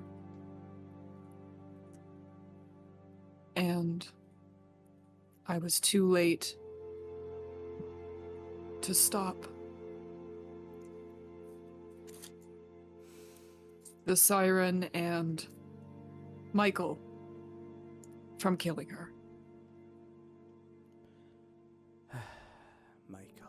Michael. Okay.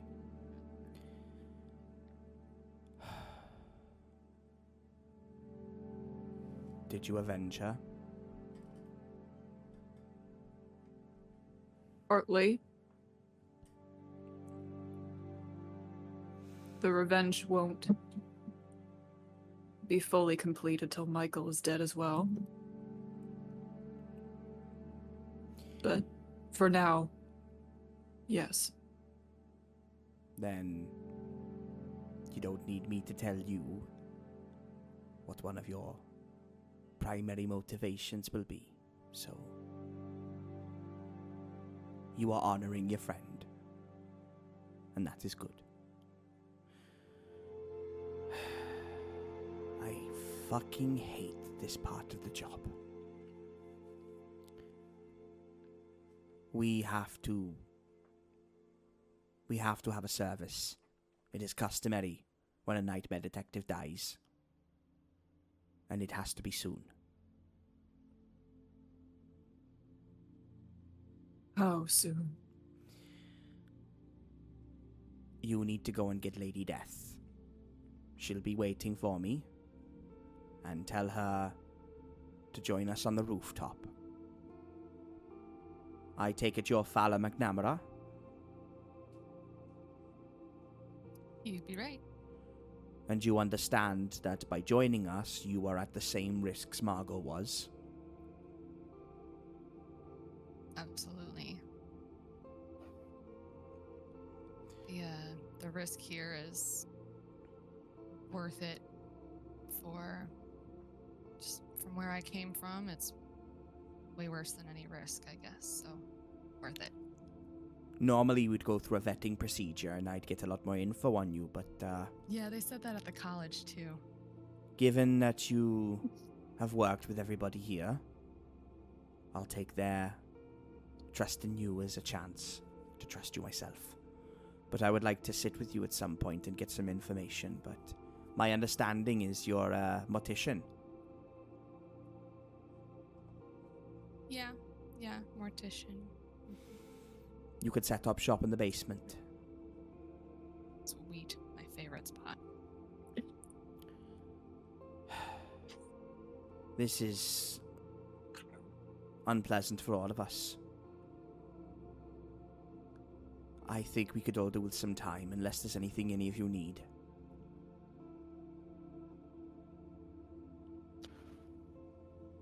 Not here, but I'd like to go back. I'd like to have some time to visit the hotel before Margo's service. Oh, Cordelinius wants all of you there. So if you're going to go, I would say go now. And be back here by sundown. That's about 6 hours from now. Understood. Well, if there's nothing else, then I'll see you at sundown.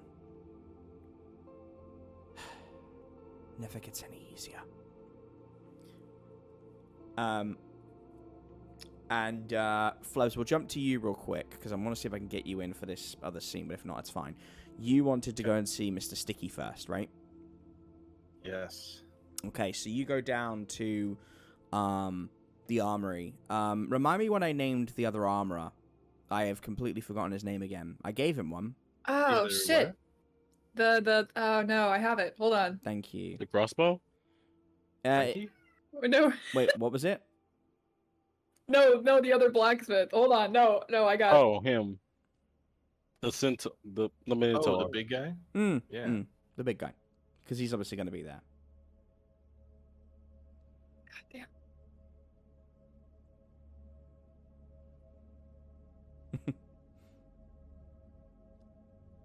You can keep going. I'll get there. So he, you go down and the armorer's there saying, "Oh, bloody hell, Jericho, not Jericho, sorry, bloody hell, Flebs Taylor. You look worse for wear, mate. You alright?"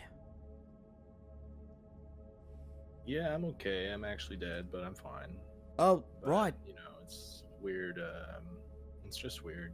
Yeah, that certainly sounds it. Right.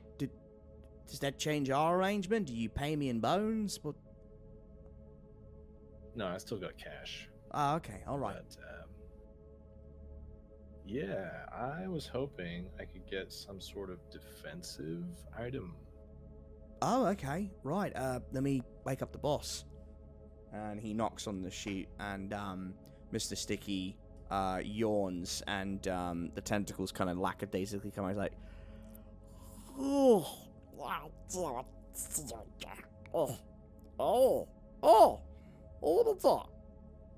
Mr. Sticky, nice to see you.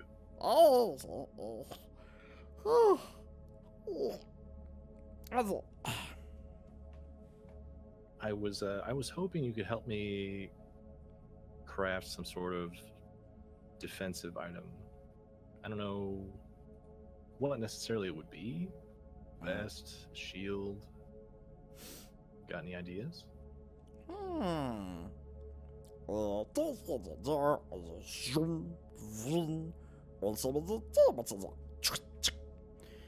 He's basically offering you something that can come out of your eye, like a projection shield, or it can be something on your like your own gauntlet, which then pulls out a smaller shield. The projection shield will be better at large range defense, and the gauntlet will be better at short range defense. Can I encircle the group with my eye shield? Ooh, I tell you what. If you get a 10, if you get a 10, yes. Okay. But if you don't get a 10, then no. You got luck if you want to spend it on that. It's up to you. Luck. Yeah. Okay. I will use luck for that. Okay. Madsen. Okay. So. God, that took so fucking long. Weird roll. Weird roll. Yeah. I used luck. Oh, what was his name? Sorry, Madsen. Oh, thank you. Wow. Wow. That's okay. Madsen. That's okay. Yeah. He literally says, so you tell him what you want, and his tentacle literally goes onto your eye, and it's got a suction cup, and he pulls out your eye. As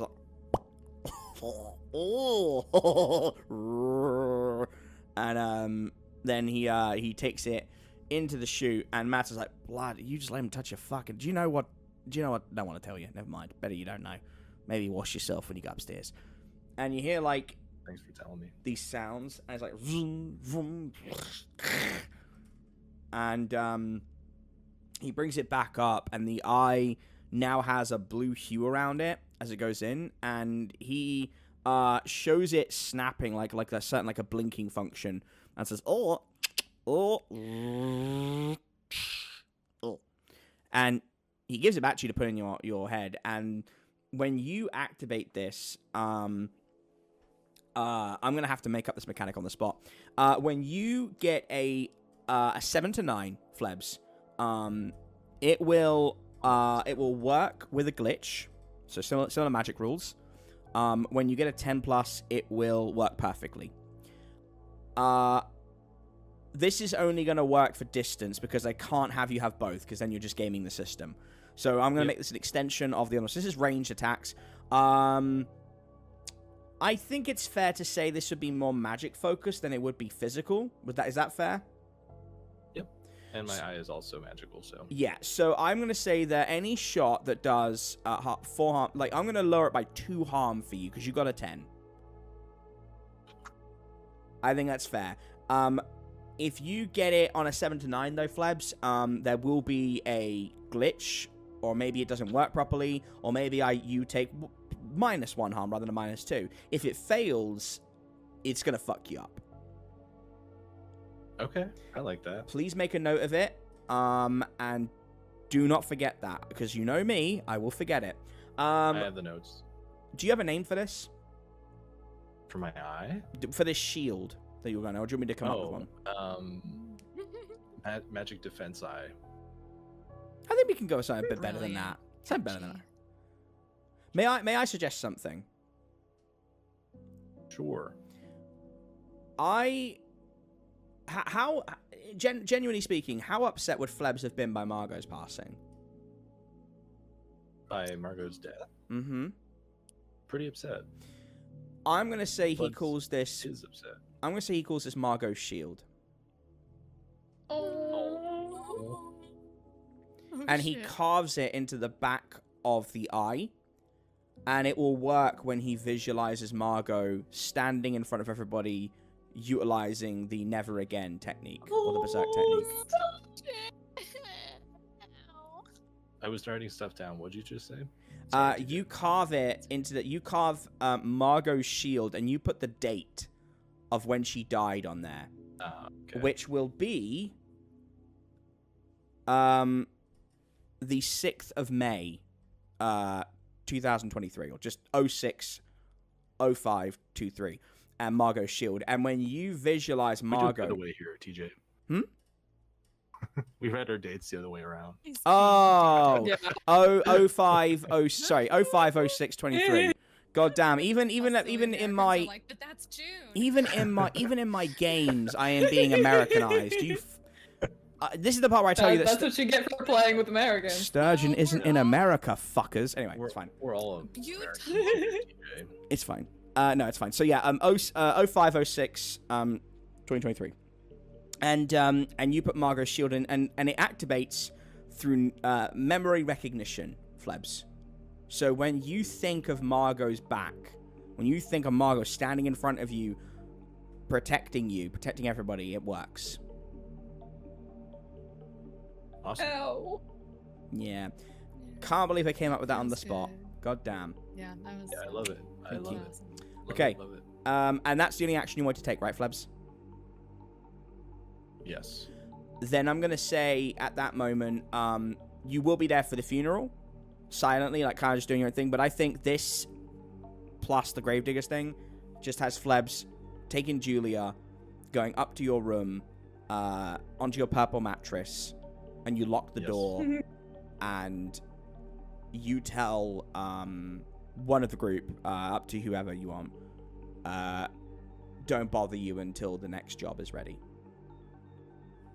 In a nice way. Yeah, not in a nasty way, but like you tell them. Don't fucking talk to me. And you know what? Let's do one more roll for Flebs, because I have something interesting I wanted to try out anyway.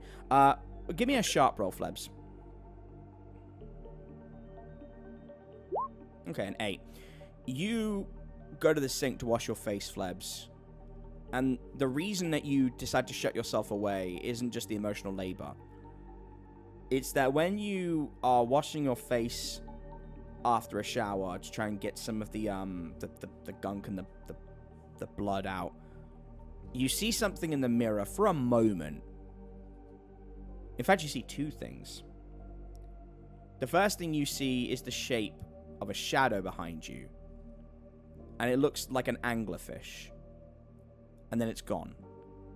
The second thing you see that frightens you enough to lock yourself away is the Gravedigger makeup appearing on your face.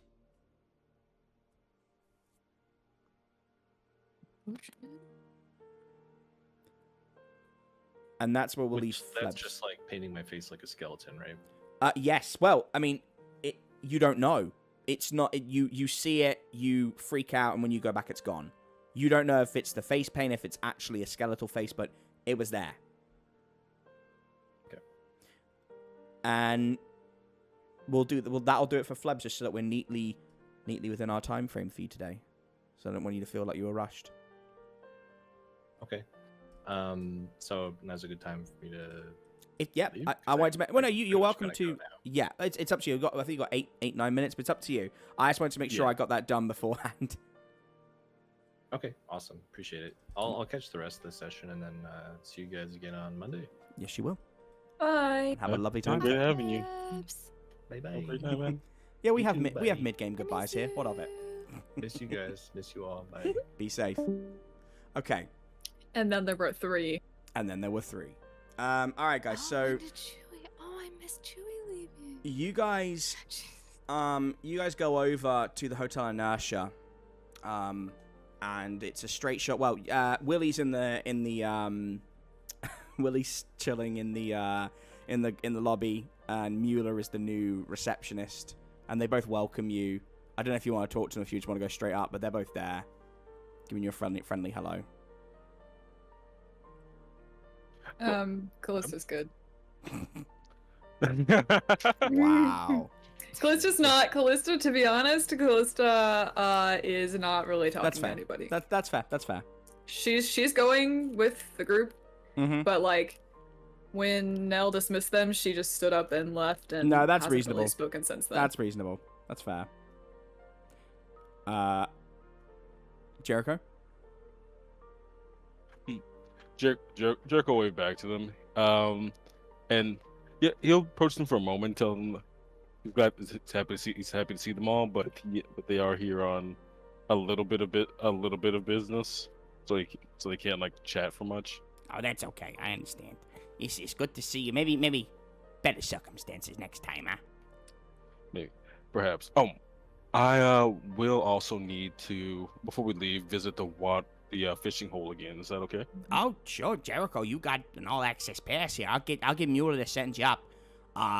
It's a shame Flebs isn't here because the monkey pit, their new challenger Bubbles is gonna, he wants to take him out for the title. But hey, what you gonna do, huh? We'll let him know. Oh, you better make sure he sends a death waiver first, because Jesus Christ, this thing's creepy. You know Joe Rogan pulls up those monkeys on his podcast? These things make them look tame. Ugh. I'll give him fair warning. It was good talking to you again. And you're so far, I get the feeling you're a pretty damn good concierge. Thank you. I ain't been very long in the role, but I'm trying. But hey, look, it doesn't seem like it's a good time, so I'm gonna make sure I don't overstay my welcome here. You go straight up, and Mueller will be ready for you when you're ready. Okay? Much appreciated. Yep. So you guys go straight up, and you go back into the building of a municipality. Of the Order of Moth, and Lily Quill is waiting for you, and she smiles and says, "Oh, it's lovely to see you. A shame the whole crew couldn't be here. But I imagine Margo and Jimmy and Flebs are busy, but that's okay. It's Jericho we needed, really. And Callista, of course. And I'm not familiar with who are you? Are you a new member of the group?" Fala just reaches out her hand and says, Fala McNamara. Yeah, new and the new best nightmare detective, but we'll get there. Hi, you got a similar aesthetic to me. I could see that. and she shakes your hand and detects Thank you. something. Like she goes, Oh, there's something unusual about you. But we haven't the time, unfortunately. Magister, Grand Magister Corlenius is waiting for you. Weird thing to just drop and then walk away, but that's fine. I'm detecting, and she looks over at Callista. that it's not a good time. We'll talk. Yeah, Callista is like not engaging whatsoever. Yeah. And as they walk by, This is Jericho gonna will. be so awkward for Honestly, everyone's so sad. She doesn't even look sad. She just like doesn't even have. She's just like lethargic, catatonic almost. Like a just kind of like stone faced. I like it. Okay. Good. Yeah. She just like she's like she's not zoned out. She like is paying attention. She just Got isn't it. engaging. Okay. before they walk off, Jericho will lean over to Lily's ear and say, "Unfortunately, Margo isn't with us anymore." I'm so sorry. Recent, I assume. Yeah, it's no need. Thank you for your concern, but it's for the line of work, you know. Yes, I know. And she looks, and in a area by that balcony, there is a statue being made of Dennis Rowe. And she says, I know all too well. Yeah. Dunn's Hall, you said? Yes, he's in the grand chamber. Please, go ahead. and she leads you in, and there's a big room at the back. And sure enough, you go in, and it is a circular chamber, not dissimilar to the planetarium that you guys kind of looked at. And there is just Magister Coriolanus waiting in there. And as you go in, the doors shut and the lights go down. And he says, I thank you for joining me.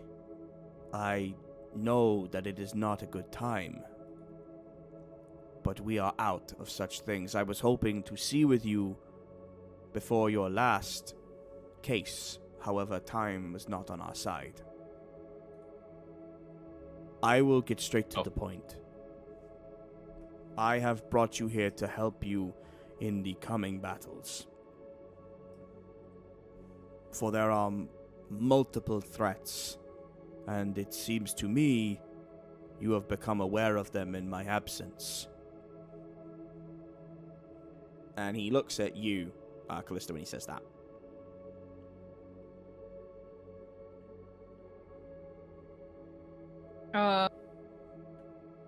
Yeah, Callista meets his gaze, with her arms crossed and just nods once.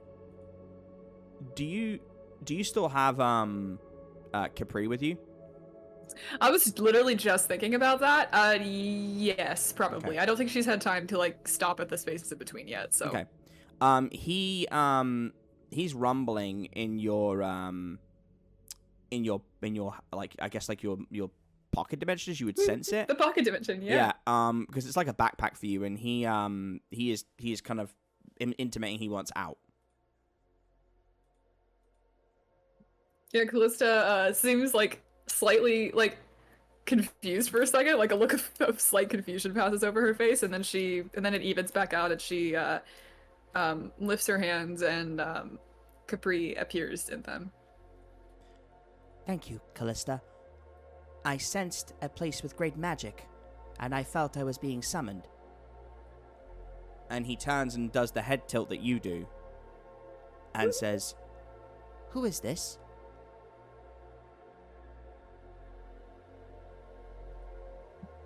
Callista glances up at Cornelius and says,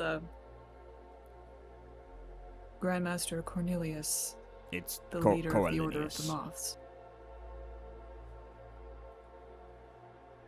He That's what I meant. It's okay. Cornelius is also good. I said what I said. He looks at Capri and says, "Interesting. You have an artifact of the elders. I take it was bigger than this at one time." Yes. You are doing the right thing, taking care of it. Should it be left alone, it could, well, fall into the wrong hands. Jericho, am I to understand you have been told about the Fractal Hunt? That's correct, Magister. And to be exact, from a fellow Fractal, who was disguised as a gravedigger inside the hotel not too recently. Yes, we were so caught up with the gravediggers. It was a perfect ruse for him to slip in undetected. His name is Deimos. He is the fractal of gravity and space manipulation. He is very dangerous, as are the people he associates with. There are multiple fractals operating within Sturgeon and beyond. There is you, the lightning fractal, Babylon Stump, the fire fractal, Deimos, the gravity and space fractal. And there are others still. The air fractal, the water fractal, the time fractal, the paint fractal. Huh? Shit. The What was that last one? the paint fractal. Here goes eye twitches. Sorry for interrupting. You have met Paint Gunkerson. Several times, yes. Yes. Did you never wonder why he had such manipulation over a strange substance such as paint? Don't tell me that. Don't allude to that. Well, You know either what? way, he is a part of this. There is the nature fractal. And others that we are unable to fully detect. But among them, one will rise and begin to take the others, absorb their abilities until only one remains. That one can shape the course of Sturgeon's history and even challenge the voids on equal footing, or ascend to be with them. As it... I'm gonna be there to give you guys some questions, because I'm talking a lot. Damn. Before departing, Deimos told me to be ready for the Fractal Hunt. I take it it'll be starting up shortly, but do I have any gauge of time of when it starts? How many fractals or how many other fractals are already in play here? Roll, it wouldn't be manipulate someone because he's offering it willingly. I guess it'd be investigate a mystery flexible alternative, right? He said he wouldn't be or would be No, offering it he would be willingly? offering it freely if he knows it, so...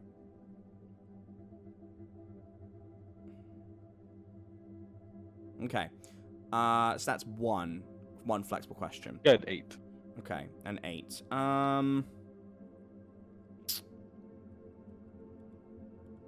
Instead, then I shorten down to 1, just the focusing. Do we know of the other fractals? As Nick, you know of their host. It's why I'm kind of, if I'm alluding to. Okay, so you want to know if you know of who they actually are? Yes. Yes. Okay. He says, we know that there are 8 of them. Of those 8, we know of you, Babylon Stump, the Air Fractal, Deimos, the Gravity Fractal, Paint Gunkerson, who we believe might be either a paint or a water fractal. And that leaves 3 others. The Earth and Nature Fractal, the Life Fractal, and the Death Fractal.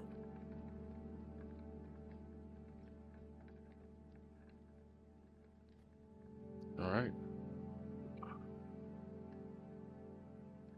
You said you know of the Air Fractal. You know their identity, their name.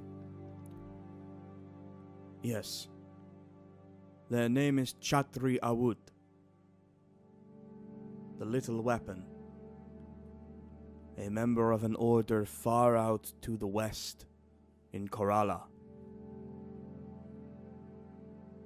They reached out for aid not too long ago, and we sent out a representative to bring them here safely. But we never heard back.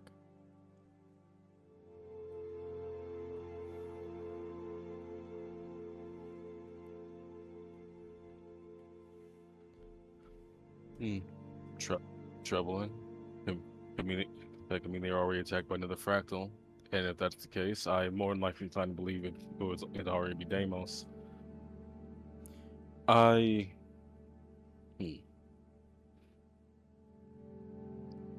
As the Fractal Hunt begins, and as it starts, I can assure you, Grand Magister, I'll be ready. But I would like to ask for resources that only the Moth could provide. What would you have of us?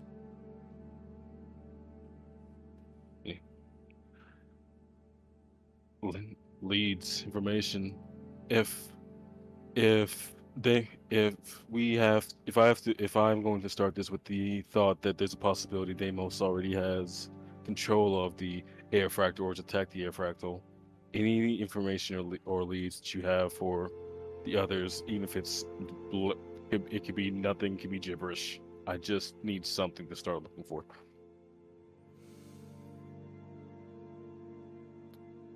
I think you'll need to roll for this one.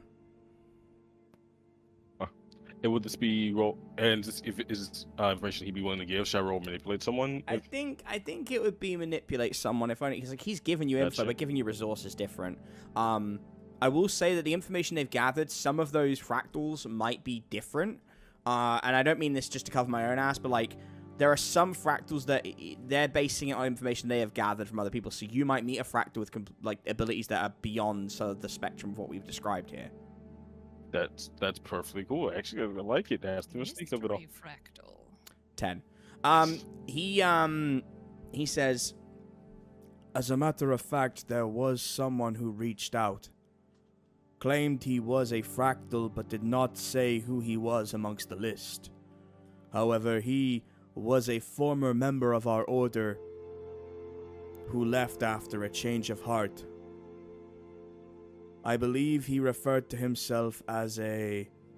and he, before he finishes, the voice calls out and says, Nightmare Catcher. and in walks a rather thin man wearing what looks like almost like a magician's outfit. Really, really nice pinstripe trousers, smart, shiny boots, a three-piece suit with a red Emberzone cape, and a nice top hat, and big, thick-rimmed glasses and a satchel. And he walks in and says, A pleasure. My name is Eustace de Colta, and I will be your assistance on this case. I hope you don't mind, but I will be reserving my fractal until I feel it is the right time. Sometimes information is the best trade imaginable, especially when in a hunt. Jericho Brands, Mr. DeGalter. These are my friends and allies. Fala, Callista, and Callista's thing. I don't know what that is. My name is Capri. Strange This one. is Capri. A pleasure. and Eustace looks in and just kind of like rubs his chin. Fascinating. Not a nightmare, though, so... A pleasure to meet you, Callista.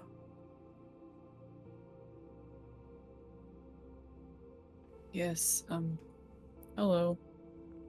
She's going through something right now. You sound familiar.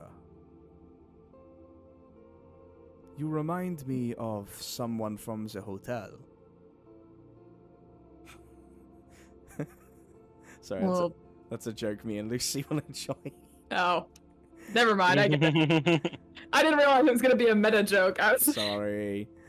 well, I was only in the hotel recently, so. Yes. And you, Fala, pleasure. Always. If it is all the same to you, I'm sure you don't need me to hear this sensitive information, so I will excuse myself and meet you at the detective's office.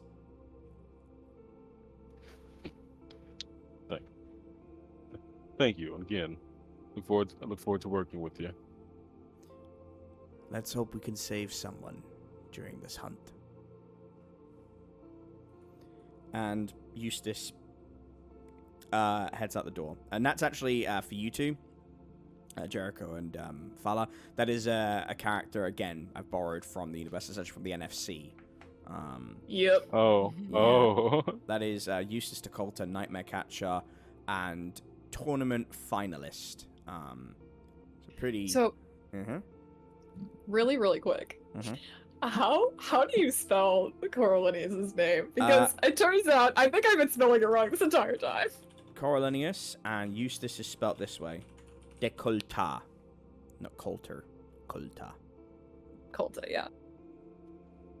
That was kind of close. Yeah, you were Wow, close. I was off. Well, not onto Colta. I got to Colta, wrong on Coriolanus.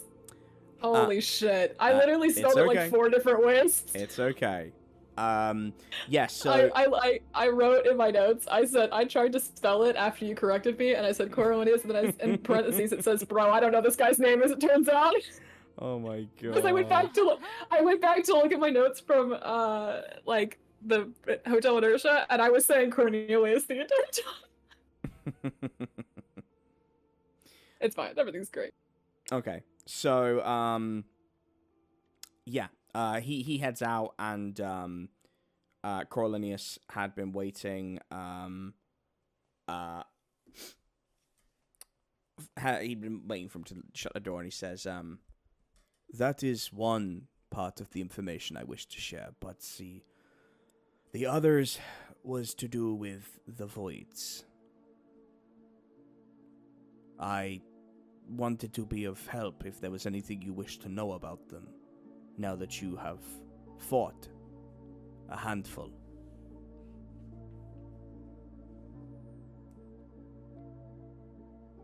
Jericho, for to take a moment, look like Callista.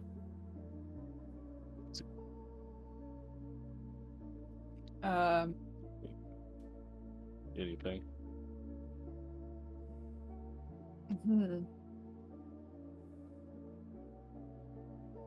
Yeah, Callista asks, how imminent a threat are they compared to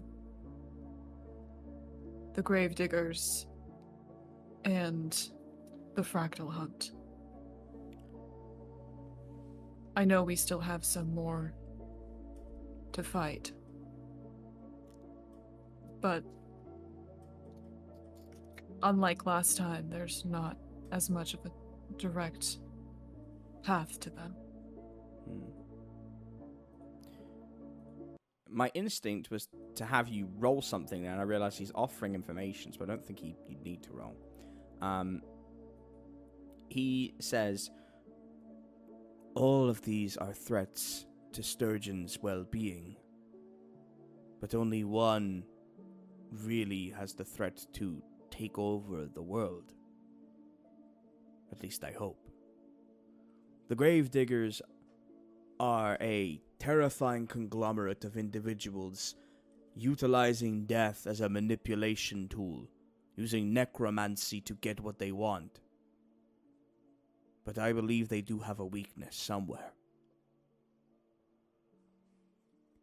And when you compare them to the raw power of the fractals and the sheer force of will that is the voids, they do not compare. Fractals harness energy from reality itself. Inside Jericho Branch is every storm, every tempest, every raw piece of arc lightning that had ever been formed in this planet. And the same can be said for every fractal that harnesses its own element. Now imagine that level of power which you have seen Jericho perform. Multiply that.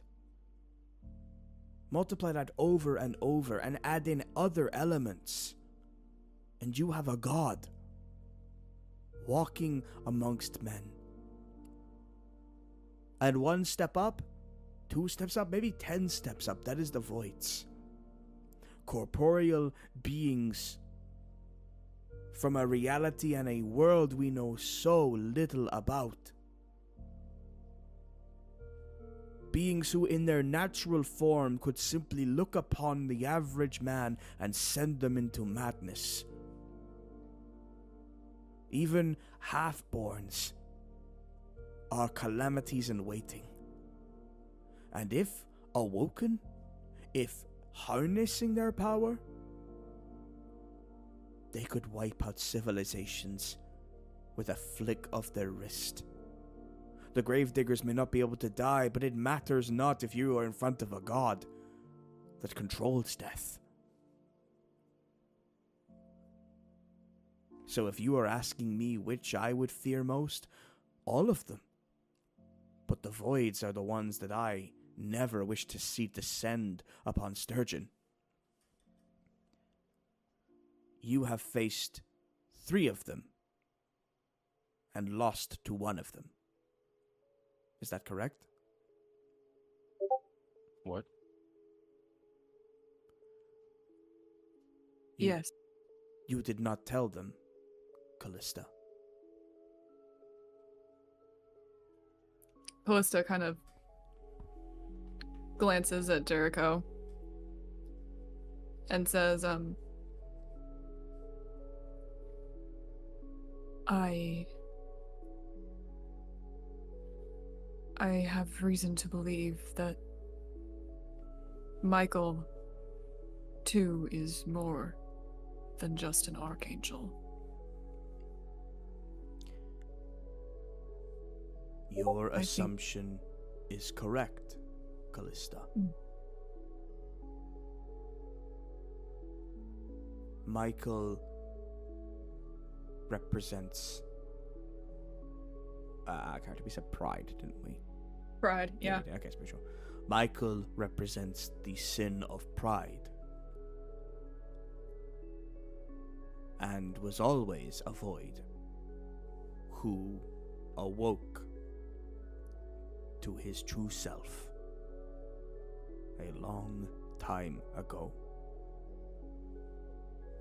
We see so much of the world out there, and we saw what happened. Rather, I saw what happened. And he intimated he worked with the gravediggers, which again leads me to believe that they are the true threat. The voids are the threat to be feared.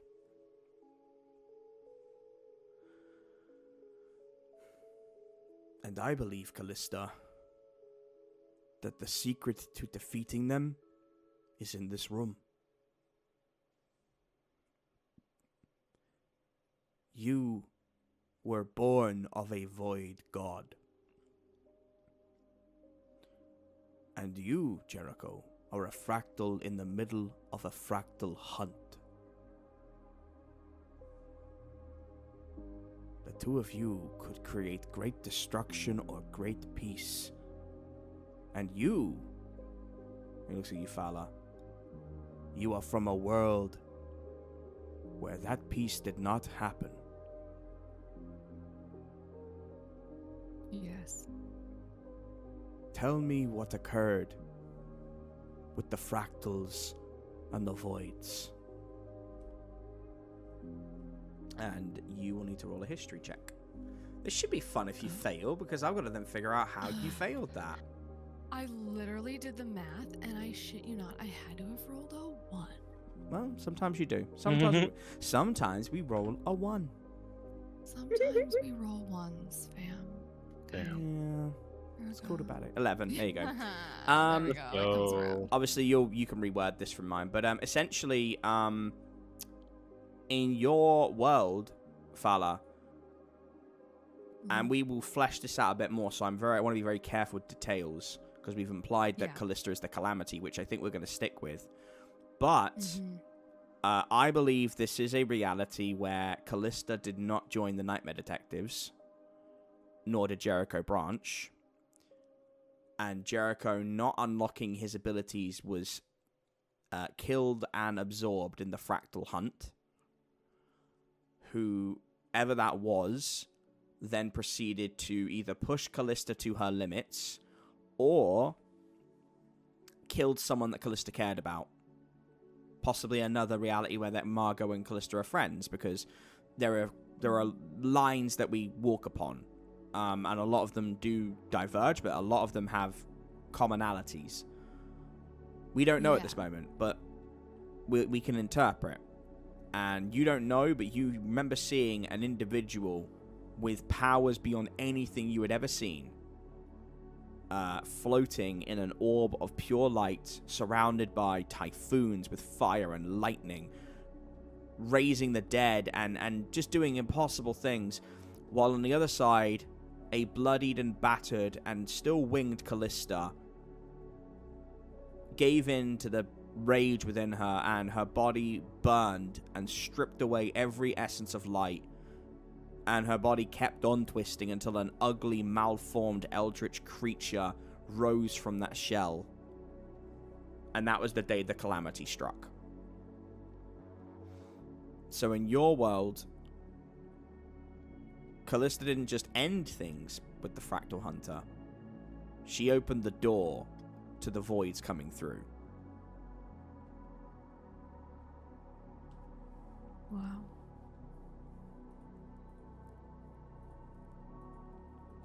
And to save you the time, if you want, I could just go ahead and say you said that, but I appreciate it. that's all right. Coriolanus, Yes. Coriolanus says, "This is another reality, not a fixed reality. The fact you are here now indicates that there is chances to be taken. Fala's reality was decades in the future, but moments converged here.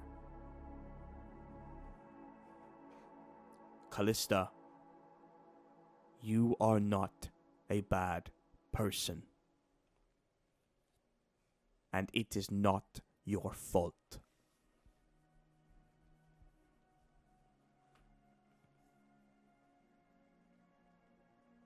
Callista, Callista, I don't think her expression outwardly changes much, but she does, like, tense slightly and her wings, like, fold tight to her back. And she says,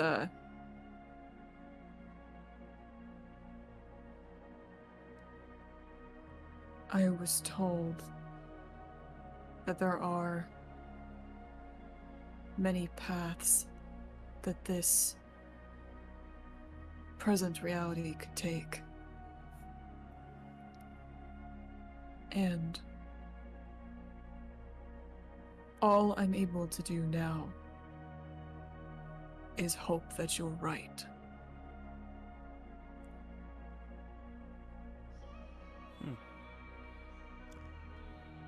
He smiles and bows and says, "Then you are already on the right path. Is there anything else I can do for you?"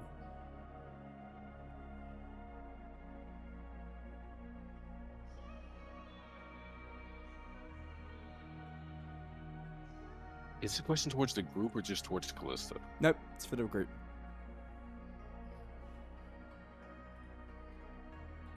Okay. Would you be able to confirm something for me, Grand Magister?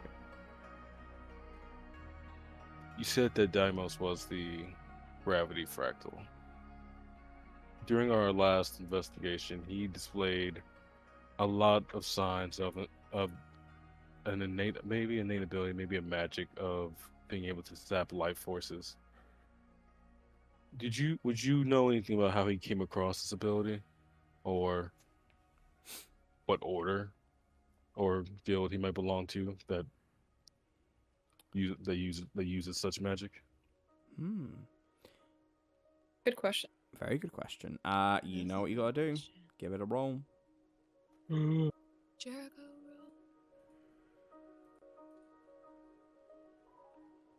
12. Holy shit. There we go. Yes.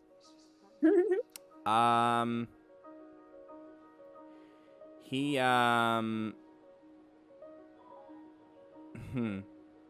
Okay. He his eyes flash when you say, like, that he stole life. And he says, "That is a preferred technique of the Fallen Order. An order filled with killers, psychopaths, monsters. They are known as the Order of the Anglerfish. An absorption of energy, of life energy, and hunting nightmares. Hunting the weak, hunting the vulnerable is their way of life, taking the essence from any ancient being or being of great power. Deimos could very well be the one destined to be the Fractal Hunter, but I caution you, do not put every one of your resources onto him. There could be someone else operating right under your nose."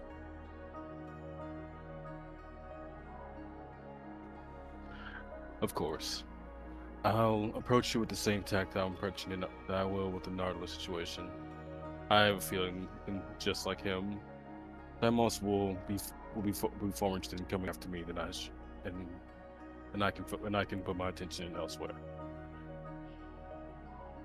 As always, thank you for your counsel. One more thing, detectives. The gravediggers have left Sturgeon. Where'd they go? I do not know. Nautilus said it was time for them to hibernate and prepare. I do not know if this is a good thing or not, but I felt I should tell you.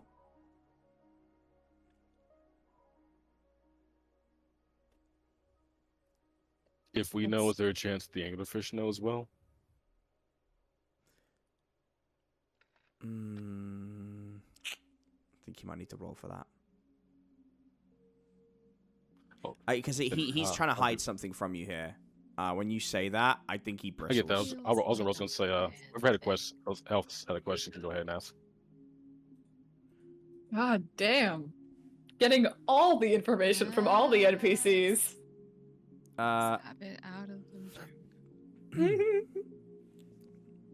Jericho's the charm, Fractal. An 8.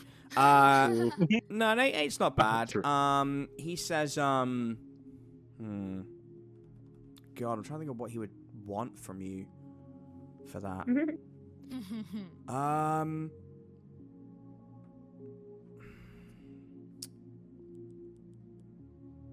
Oh my god, I'm actually stuck on what you would want.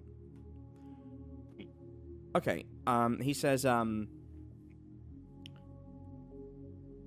I will tell you, provided that you do not act emotionally on the information I give you. Feels like a setup. Setup or not, you have my word. I never planned to. It was purely from a tactical standpoint. I would hate for the gravediggers to be in their hibernated state, and the anglerfish know about that. Well, they already Simply a do. bunch of free food. Every order is connected, and we all communicate with each other on a low level. It is part of an agreement to keep the orders in check. And even though the anglerfish were stricken down and made a fallen order, it does not stop one of their representatives from joining astral meetings. They know because the gravediggers told every order. You recall when you were last here on trial, I told you that the loss of the head of the department, or the loss of the head of the order, means weakness, and it means other orders may act on that weakness. Of course. So understand when I told you nobody but the anglerfish acted when the gravediggers said they were leaving. Of course. It's. I'm just following threads between the orders. Before the before the situation of us last being here, before that, the grave diggers were here. They already planned to attack our order, and now they've made it known that they are going to take a nap. I imagine. I imagine that might be quite enticing for. To be quite frank, their competition, and I only ask because I do hope that the anglerfish don't know where this hibernating's happening. It's be a great place to come across and start sapping some unliving energy.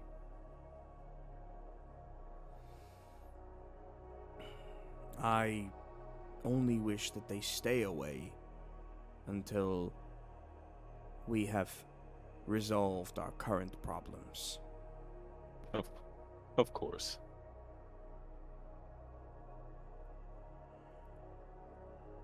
If that is all, then I shall take my leave, and you are welcome here anytime. Thank you, Grand Magister. I think we a lot of us have another appointment to get to, and I think I'll be doing my best the next few days to prepare for this Fractal Hunt, or however much time I have left. It's just something I have to do at the hotel before I go.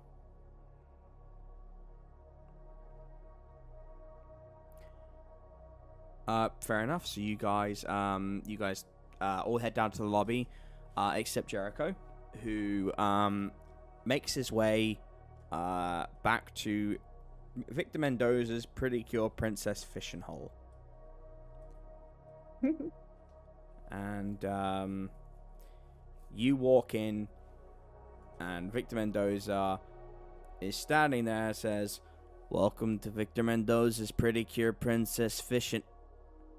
Oh, hell no. Hello. Hell no. You better keep your fucking hands behind your back, Jericho Branch. Should I just keep them to my side then? Should I just keep them firmly Keep pressed them into to my body your like sides. Put Okay. your money on the counter and then do not move. Are you robbing me? Do you want the flowers, Jericho, or do you want me to ban you? Well, no, I want the flowers, but I also came here Put because your got the fish you hands want. Okay. To the side. Okay, no, I'm complying. I'm complying. I'm Okay, complying. I will take the fish. You've got the fish? Yes. Okay. Tell me what fish you got.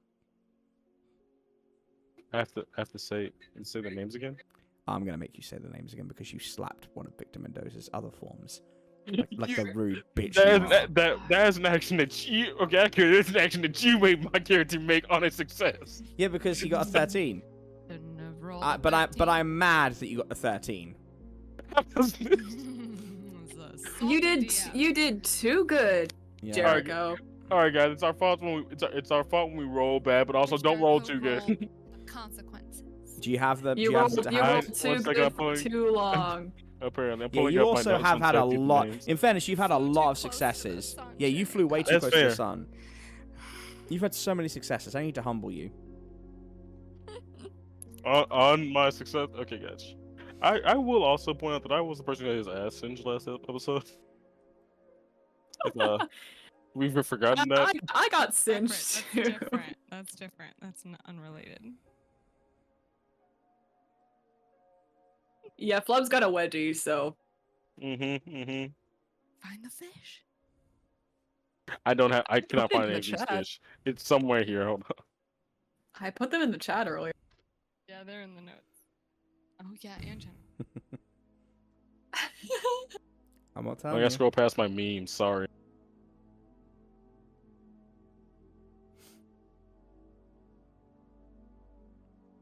I'm Got gonna it. make you look. All right, you got it. I've already.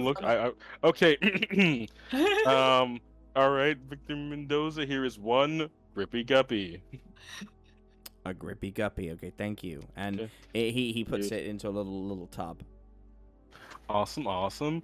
Followed by the terrifying Tortuga. Must have been very scary. Thank you. Very. The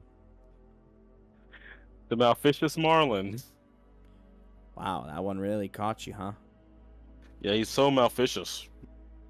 Okay, not your best. And a giant jellyfish. Jesus, that's a big jellyfish. Okay. All right. Thank you, Jericho Branch. How many flowers do you need? I'll level with you. Going to a service for a friend, a coworker, and just a fallen ally in general. I just need some spectacular shit for a good send off. Spectacular shit. Okay. How about you tell me where it is, and I will come along with something marvelous. Oh, what you haven't been there? Okay, we're got our little nightmare detectives little headquarter. It's gonna be on the rooftop of the building. It's like a. Have you seen the Marvel movies? It's kind of like our version of Avengers Tower, but it's not like a crazy billionaire That tower. It's like sounds a. fucking lame, but okay. You couldn't get anything It's better fine. than I the mean, Marvel some people Tower? like the movies. I know, I get it. It's just there's a lot. You know what I mean? Like, there's a lot, and some Yeah. white dudes make it their whole personality. It's kind of weird, right? Bear in mind, Victor Mendoza is wearing a pretty cool princess outfit. I Not understand. white. Should stress that. Yeah. But Well, that's where it'll be at. Also, if you feel like you're gonna get some time off, or or not like universally bound to this place, you should swing by sometime. We have game nights ish that you I'm know, going I to can start. come to a game night. I am universally. I can't not be bound. It doesn't. It doesn't quite work like that. But yeah, I'll be there, or one of my other versions will be there. We'll make it happen. Oh, hell yeah, we'll swing by. I'll make sure there are no firearms near Callista at all. It'll be perfect. Yeah, I'm gonna need that in writing. Like now or like later? Just later, Jericho. Jeez. It's Okay, fine. yeah. We can draw something But- up. Yeah. Okay, so it's in a few hours. Don't be late, please. Making demands of me now. Okay. I said please. That really You- takes you away did- the man factor. You You did. know what? It's your establishment. I won't argue with you. You know what's best here. He's allowed to be late if he wants to be late. No, it's not to a funeral. Shut up, Fala. Oh, your Fala's there? Oh, okay. No, I'm not there. I thought you said she was there. No, I said you went up on your own. I'm in the lobby. Oh, sorry. No, you're fine. Ah. No, I respect that. You can be whispered in your ear. It's Minerva. Yeah. It's literally Minerva speaking through Fala. Love that. Love There that. we go. Done. I got it. Okay. Yeah, I won't be late, Jericho. As long as you promise that Callista's not allowed near firearms and you don't slap me. Or any version. You want me, or do you want another version of me? Do you want Pretty Cure Princess funeral Victor Well, Mendoza? I'm inviting you. I mean, Okay. I'm inviting you, Victor Mendoza. Okay. All You right. can come over when we want to. All right. I'm Victor F. Victor F. Fish and Okay. Victor. Fish and Victor. There we go. I call you Fishing Vic. I don't care for that. Okay, Fishing Victor. Would you like me to start calling you Jerry? And But might be a little out of timey. I'm also, mhm. I'm not German or anything or. What? But you do you want What? to? German? Huh? Oh, it was like a wartime slang thing. They used to. I'll explain it later. I have to please go. goodbye, There, you're welcome. my plants need watering. Yes, exactly. I also have other things I need to do. Yeah, I'm sure you do. Okay. I'm sure you do. See you in a little bit. Okay, and he goes off, and So is that everything you wanted? And it's everything Jericho wanted from the hotel and everything. Okay. We've still got a bit of time. We've got about 30-40 minutes. All right, let's go to so this is now your time to do your interlude. So I think we'll do Callista last. And obviously the last thing you'll do is the funeral. Let's go to Fala first then. Fala, what would you like to do with the time you've got? Fala wants to, let's see. I think she wants to see Mr. Sticky. Mm-hmm. That would be good. And then I will say he can't imbue your weapons. He can just do trick versions. He does not know futuristic picture weapons. stuff. He can trick it though.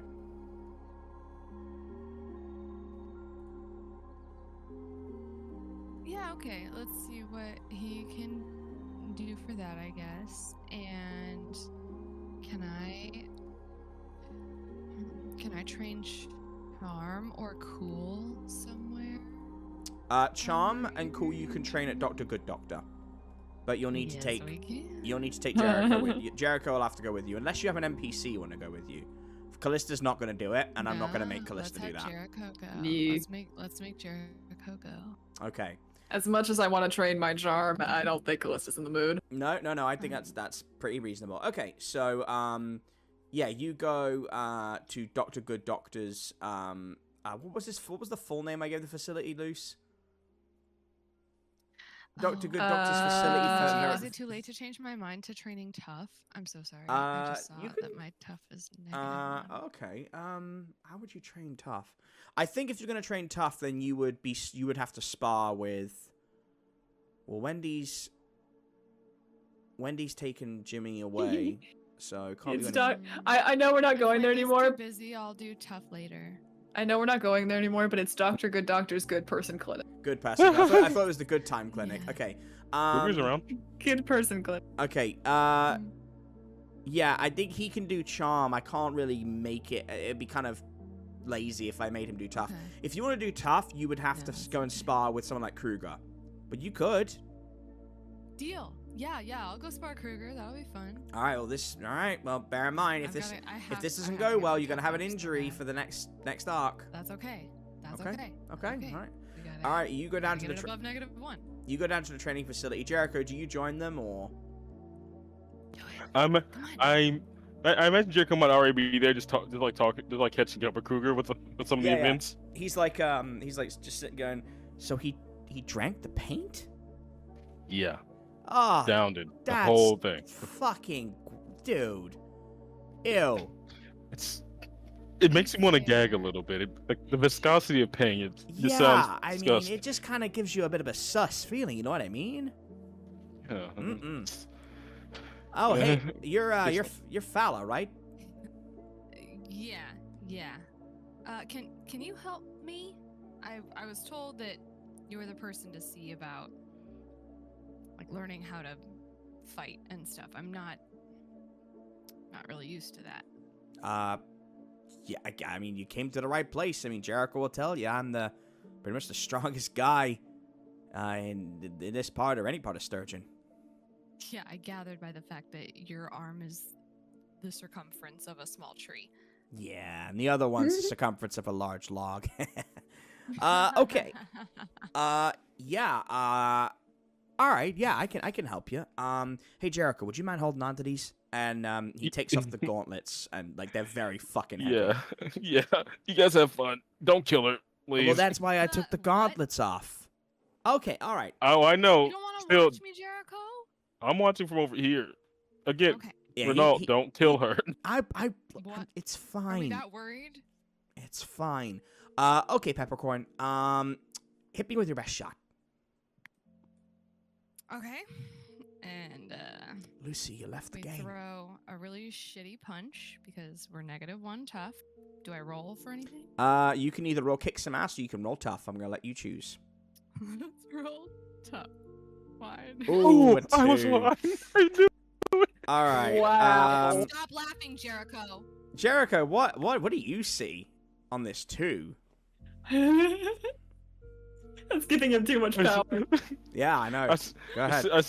I see Fala like mimic a really shitty like MMA stance and punch and try to punch Kruger like in his in his massive like 8-pack, and she A bag with the forward arm, just terrible. Exactly. Everything like we It's- break a thumb.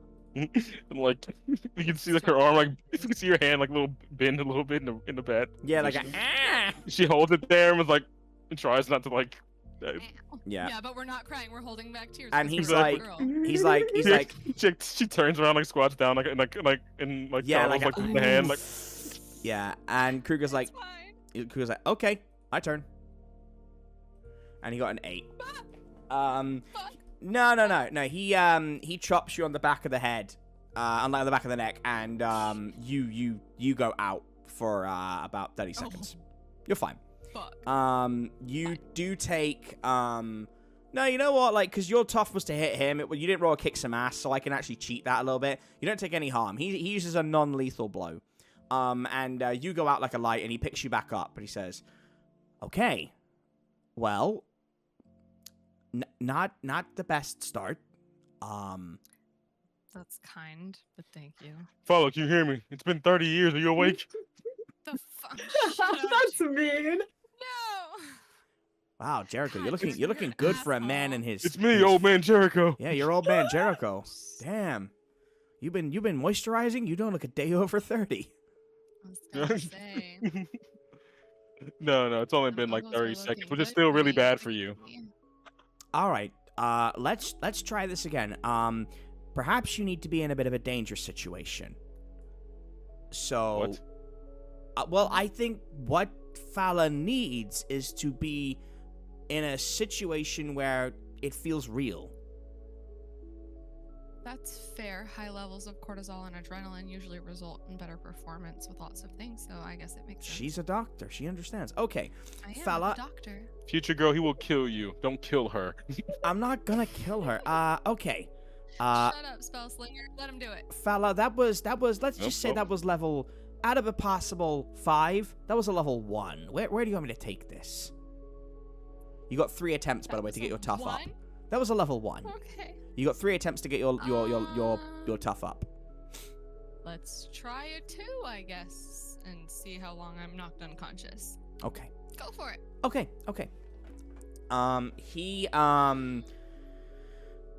What level 2 be? Okay, he squats down, gets low, and like you see the ground sort of like break underneath him. He says, "Here's what I'm gonna do. I am going to try and tackle you. You just need to get out of the way and land one shot on me, trip me up, whatever. That'll get your confidence up, okay?" Got it. So you're gonna Don't roll. Get hit, trip you. Yeah. So you're gonna roll a sharp die. roll, Okay. and We he is have gonna. those. He is Yeah, going to yeah. try a sharp roll. Okay. Okay. 9. Okay. Take it. And he rolled a 6. Heck yeah. So there you go. Yes. He ran forward. Yes. He ran forward. And he put his back into it. And you do you sweep the leg? What do you do, Fala? Fala rolls slightly out of the way, and then she jets her right leg out in like a crouch stance and uses it to trip him. Okay. Yeah, he goes like forward, and then he bangs into the wall. And he's like, "Oh, damn! All right, awesome. You're getting it. Okay. You want to take this a little bit further? Doing great. Fuck You're yeah, not- let's do it. Oh, fuck. All right. He I'm says. doing great, Jericho. He says, "Okay. Mhm. This time I want you to get your weapons. What? Okay. Why are you Big making me do one or that? the little one? Up to dealer's choice." Are you... Okay, I mean it's big. It's really big. What is the big one? It's 3 harm, and it's oh shit. Heavy futuristic weapon. We have not decided. Oh, we haven't. Okay, is so that- let's go with the never little mind, one. That's the stun gun. Just kidding. That's the stun gun. Never mind. Oh, okay. Let's go with the stun gun for now, and we'll figure out because we might be able to do that in a minute. You do that, and he Okay. says, "I am gonna come at you with no weapons this time, and if you can get a good shot on me, one more test, okay?" Okay. And he starts glowing. He's putting like some of his magic power into his forearms, his fists. Not a lot, but it's enough. And it's gonna be a kick some ass roll this time. Okay. And we're gonna see how both of us do. Okay. Oh Unfortunate. no! Hey, Unfortunate. we're about to level now. To be fair, still have leveled a up? minus Okay. 1. Don't worry. Alright. If Well, you Kruger rolls level, you can 15. add it to tough. all right. Let's see how he does. This is what Kruger rolls a 15 and folds you like a lawn 10. chair. Yeah, Bro. look at him roll that 10. Look at him. Oh my God. He so you used the stun gun, right? Correct. Okay. He you fire the stun gun and it has no effect. It bounces off his aura and he picks you up and pulls you into a bear hug and squeezes you until you go night night. Cougar right here crunching. No, she's fine. She's just snoring. And yeah, he lets you down and you have gone out. I'm gonna give you one final opportunity though, because I have an idea. So he wakes you up after a minute and says, "Okay, Fala, I'm gonna make a judgment that you're not the toughest person around, but What gave you that idea? yeah, it's deep breaths, honey. You got your back broken. However, I get the impression that you are very, very resourceful and very clever. You don't need to be the toughest person. You just need to be the fastest. And I think you can do that. And Ow. what I think, well, what he's implying is you need to use your sharp when you roll tough. When you roll to kick some ass, you roll sharp instead. Oh. So Okay. this time, he puts the gauntlets on, and he charges them up and says, "We'll try this again if it doesn't work another time, but this is it. I am gonna push you, and I want you to think with your. I want you to think and not act with your fists. Okay? Now I want you to roll kick some ass, and I want you to have a +1 advantage on that roll. And change it. Make sure you change it to sharp when you in the modifier. Mm-hmm. There it is. Yeah. Okay, All let's right. go. And Kruger is gonna roll as well. Obviously, Good story. I'm good at this game. And Kruger rolled a 10 as well. Oh. Perfect. No, it's perfect. So Oh goddamn. this time. Sweet.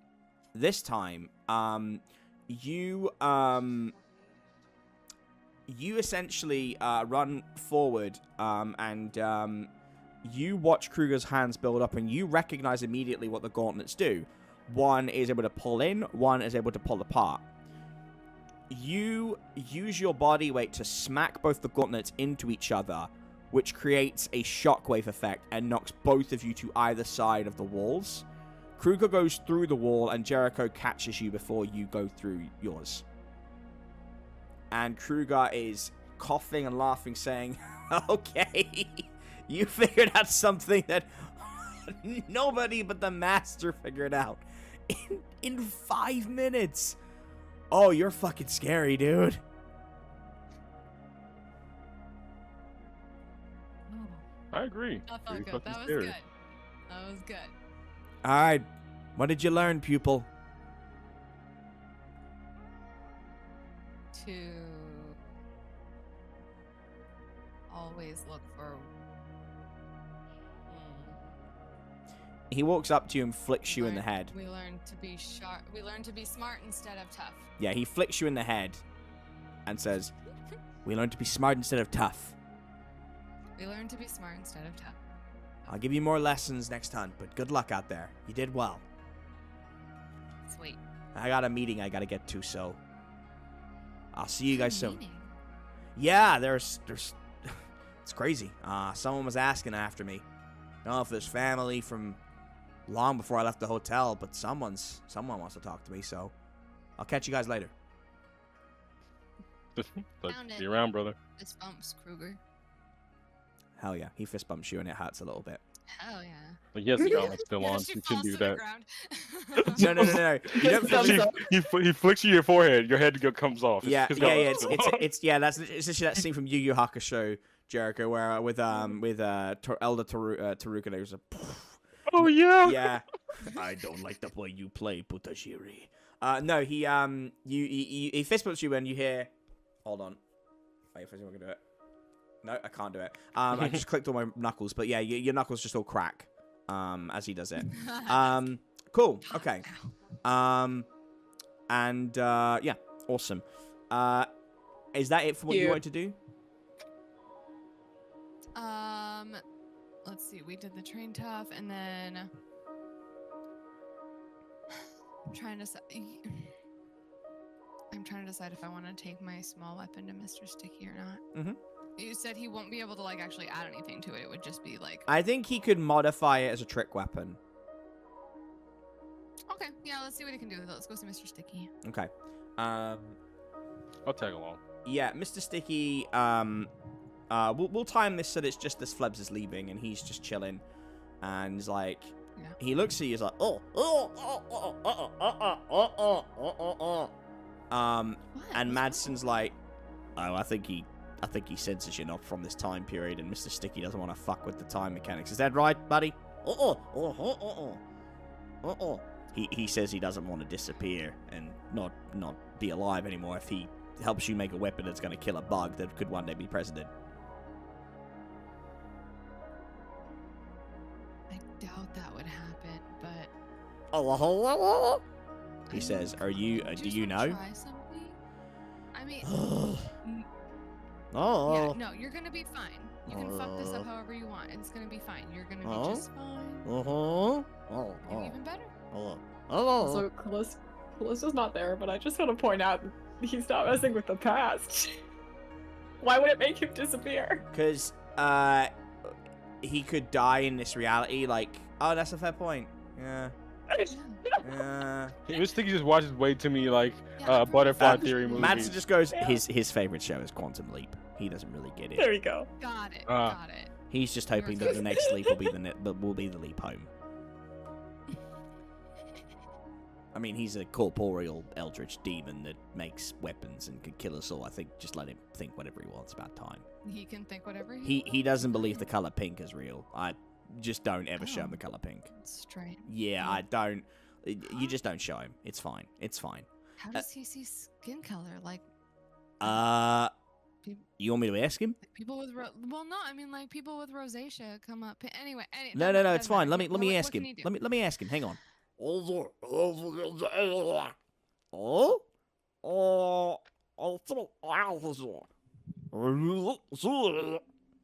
This is great audio. He says pink bitches get stitches. And Madsen just holds up Oh, his shit. hands and just shrugs.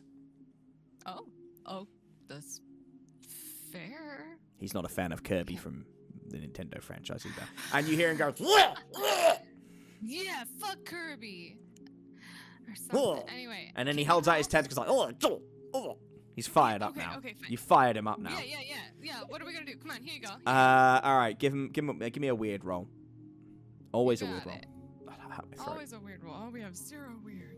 Oh, Oh shit. Where'd my... give him a +1 on that weird roll, because you got him fired up. You got him fired up. Yeah. we Over did it. Kirby. Yeah, poor Yeah, Kirby. fuck Kirby Yeah. +1. Sorry, I'm loading in. I don't know what happened to my page. Okay, and we're doing weird. I have no idea what this is going to do if he gets it. Nope, wait, fail. Damn. We leveled. He Now just it's level. he spits it back Let's at go. you and just says,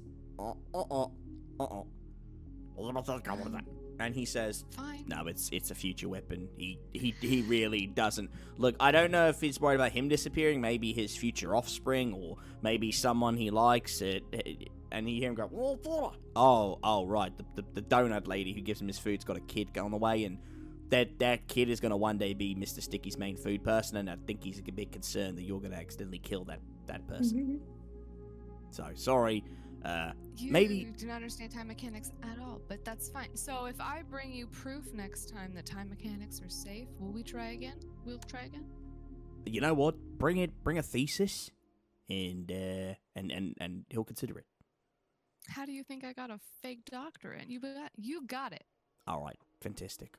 Cool. You'll get a chance to try again. Mm-hmm. Okay. Sounds good. All right, I am done. All right. So last up. Actually, no shit. No, Trevin. Sorry. Jericho. What else did you want to do? Jericho. You went to the hotel. Is there anything you want to do in Sturgeon in terms of your stats or people to see? We've got just enough time before the final scenes. Oh yeah, hold on. Mm-hmm. We'll have it be that, like, you put the cryptic compendium under, like, by Flebs' door. So he will have that to hand when we start on Monday.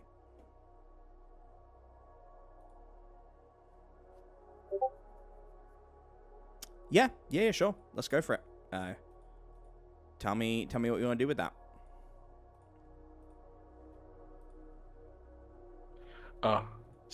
Okay. So as Jericho's like watching, because he followed Fala up to where Matt and Mr. Sticky were. As they're like having this exchange, like he starts to like hear faint conversation in his head, and he's starts looking around and sees that no one like talking to him, or no one around has like the voice in his head. Mm-hmm.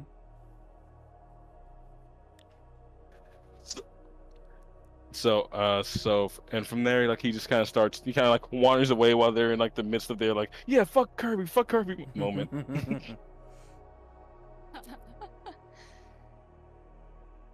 Love that. Yeah, so you're trying to hone in on this voice you're hearing. Yes. Do you know where it's from, or do you want to try and roll to figure that out? I would.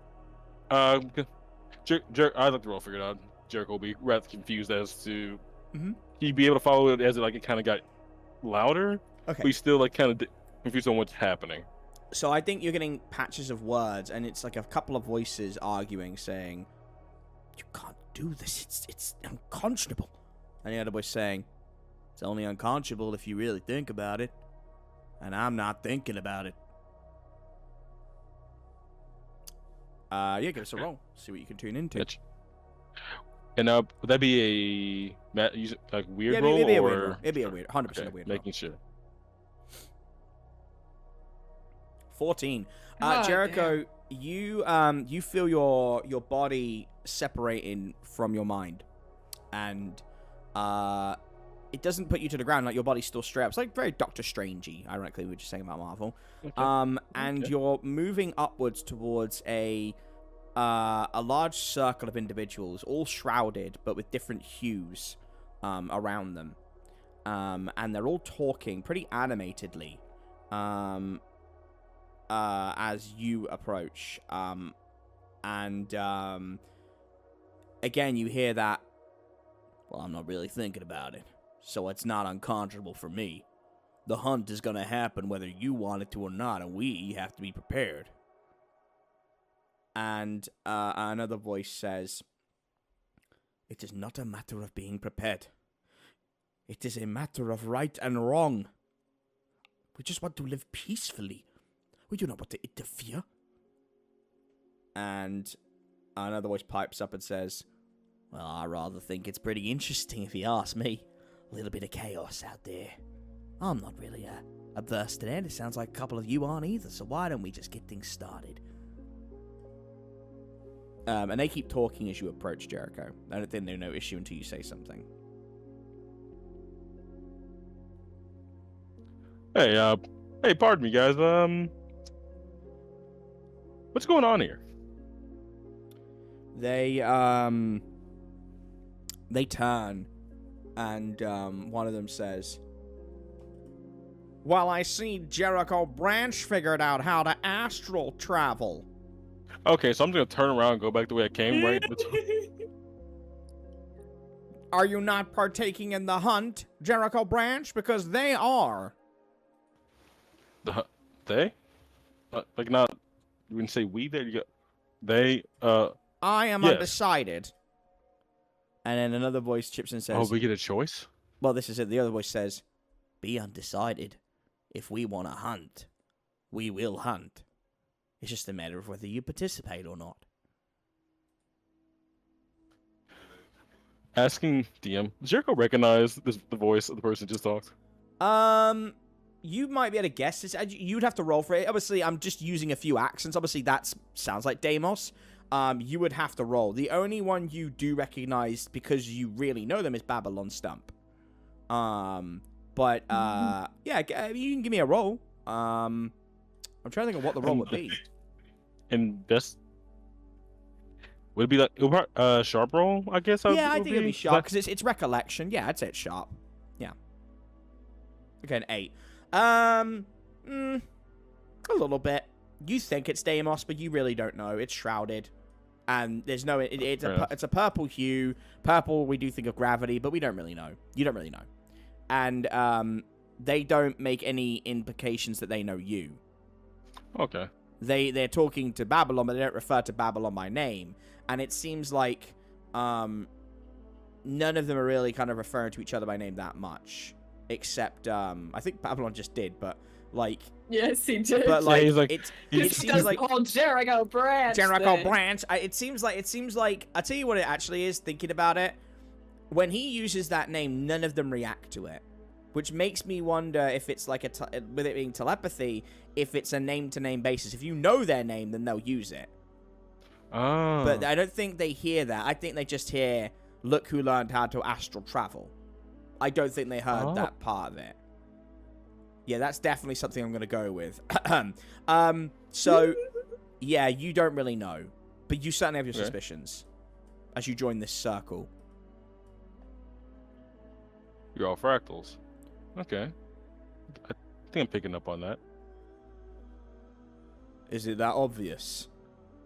You know, I thought we all just had a little knitting club up here. That's, I thought it would be obvious, but then again, I didn't get an invitation, so like I didn't. Didn't get an invitation. Yeah. You're here. This is the. Are you stupid? This is the invitation. Well, it seems like you guys are carrying on for a while now, so maybe so it's our dial fault. it back a little bit. It's our fault that you came late because you weren't awoken to your powers. Is this one really going to join us? Because it seems like he's going to die at the first hurdle. Okay. Okay. I no longer wish to converse with him one-on-one. Can someone else please talk? He just laughs. Fucking fine by me. Die before I will. They're all just kind of like they're all having like little conversations, but I think like it's very clear it's disjointed. There's no clear leader, not at the moment anyway, and they're all kind of discussing amongst themselves. I think if you want to get their attention or ask anything, you're gonna have to be a bit more direct because they're just sort of split on plans. Okay. And I'm not ready to have the one voice speak up yet, because I think you need to do something. So, everyone, say, hey guys, everyone, excluding you, pointing at the purple. What are we talking about? I heard mention of the hunt. We discussing a time, a date. If it's even happening, fill me in. Just got here. All right, give me a roll. I'm assuming that's roll to manipulate someone. Yeah, I think so. Okay, a 9. Okay, I know what they say. That's an easy one. One voice at the back, that has been quiet up until this point, says, "We'll tell you what our abilities are, and we'll tell you what's going on when you tell us what yours are." Now, that's up to you. If Like you all, that. all at the same time. Like after I say it, so it's like, so if I'm gonna say mine, is like 6 people gonna just blurt out an element or something, or 2 of them just lean back with like an "oh for fuck's sake" and put their hands over their heads, like. And this voice says, "I think you know which way it's gonna go." Fine. For transparency's sake, fractal to fractals. Hi, I'm Jericho Branch, Stormbringer. There's a murmuring, different reactions around the group, but some of them know you and say Nightmare Detective. Some of them know you and say Moth. A few of them don't know you. And this voice says, "Well, your name was not necessary, and that's up to you to offer that." About transparency. Yeah. Cool. For But there's a fractal allies, hunt going enemies, on. whatever you guys are going to be. Yeah, but there's a fractal hunt going on, Now, we can't disguise our powers forever, but your name? Come on. Let me guess. It's been a few months for you with the abilities? I guess that lines up, yeah. Yeah, lines up. That checks out. Most of us have had ours for decades.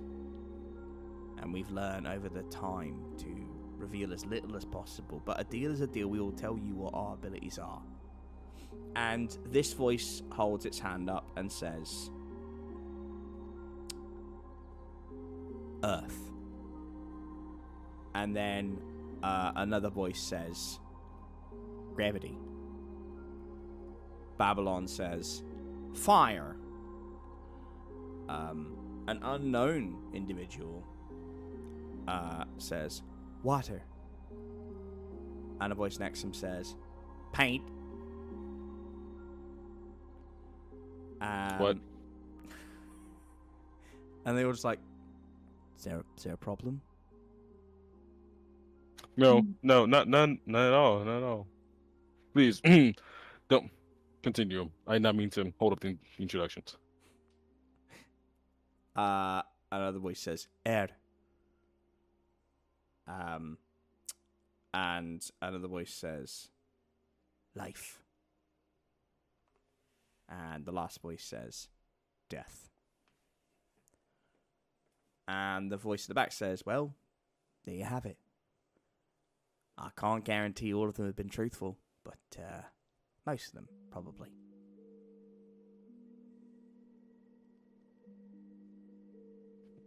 Excellent. Now, since I'm such a fledgling here and late, and it was already late to the party, anyone we kind of fill me in? Fractal Hunt. We doing it? We were just about to take a vote. All those in favor? Do you vote, Jericho? Oh, yes. In fact, Jericho's hand is up before he finished saying all those. The hunt. Okay. Yes. Okay. Wow. There's some murmuring. And Babylon Stump stares at you, pretty shocked. Payne Gunkerson also stares at you. They did not vote, but Earth. So you, Earth, Water, Gravity, and Life voted yes. And then the voice says all against. And Death, Paint, and Fire said no, but Air stayed static. And they turned to look at Air, who is bubbling and almost coming apart at the seams. And their eyes and mouth glow as they scream, and their visage disappears. And one by one, the fractals look around and say, well, this looks like the fucking vote doesn't matter. Hunt's on. And they disappear one by one. And Babylon is the only one left, Jericho. And he looks at you and he says, why would you vote for the Hunt?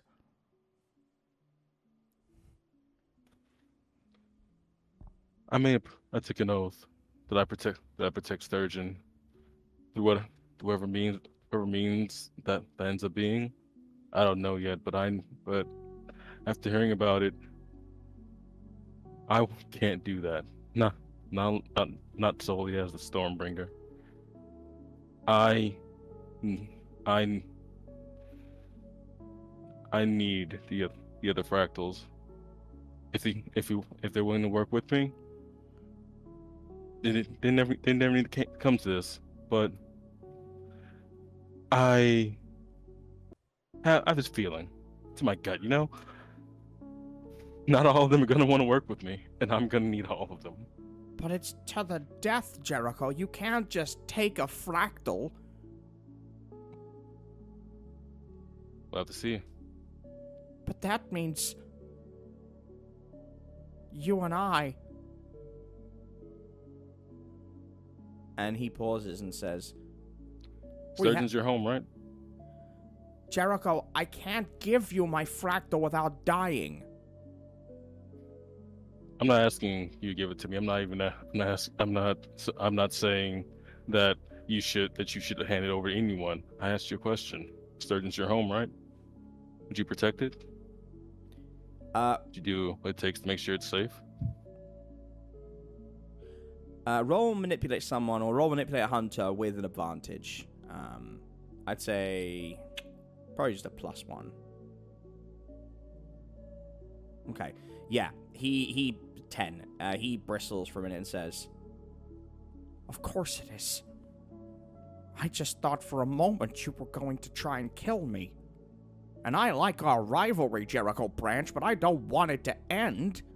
That's part of the fun." We are. That's part of fun, huh? Fun's nice, but I have a duty. You should have one too. I don't know when or really can't. I don't think I can fully comprehend what's coming, but someone needs to be ready. Someone needs to be able to protect everything that's been built here. Someone needs to be able to help protect this world. It might be me. Could be you, Babylon.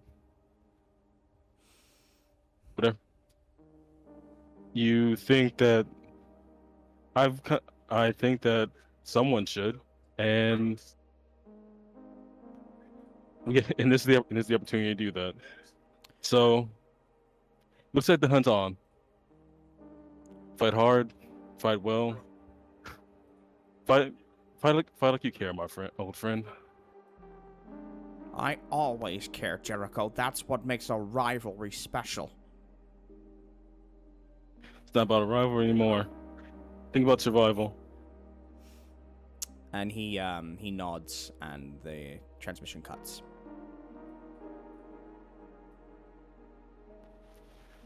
So, Jericho being back in his body now, kind of out of the astral state, just says to itself, hunts on before continue back walking. Mm-hmm. Cool. Okay. That leaves us with one, or technically 2 scenes to go. So, Callista, we finally come to you. Real quick, damn, that was awesome. Yeah, that was good. That was good And shit. kind of brutal too, but Thank you. Good shit. Good character development. well, I know I need to see Lady Death again. Mm-hmm. How long is this interlude compared to? Because I know the last one was like a month or something. Uh, Like this is not a long one, right? No. This is the shortest interlude you've had because you've been back for. You probably have 3 days. Okay. Well, I know technically this will be on the same day because we're doing Margo's funeral and everything, but yeah, the only thing I can think of besides talking to Lady Death and Zephyr and the funeral and all that stuff, is I want Callista to. Is there a way for Mr. Sticky to imbue a weapon without changing it? As in, what would you want to add? Yeah, he can. What would you want to add to it? I think Callista would want the shotgun kind of just. She wants to get better at her aim. Yeah. At her accuracy. I think she would go practice, not at the shooting range, but somewhere else. I think she would just be practicing with it in general, but I think she would also want to see if Mr. Sticky can do anything with it. She just doesn't want to do a trick weapon thing. Like, she doesn't want to change it. She just wants to imbue it. Yeah, you can imbue it. You will need to roll, and obviously, as always, unless you use a luck point, if it goes under, if it fails, it's gonna break. Oh well. Okay. Oh man, I don't know if that's worth it then. Well, what is your like your weird? I think it's. Let me check. I think it's 2. Okay, if you do the +1, it's not likely you'll fail. You'd have to get a 3.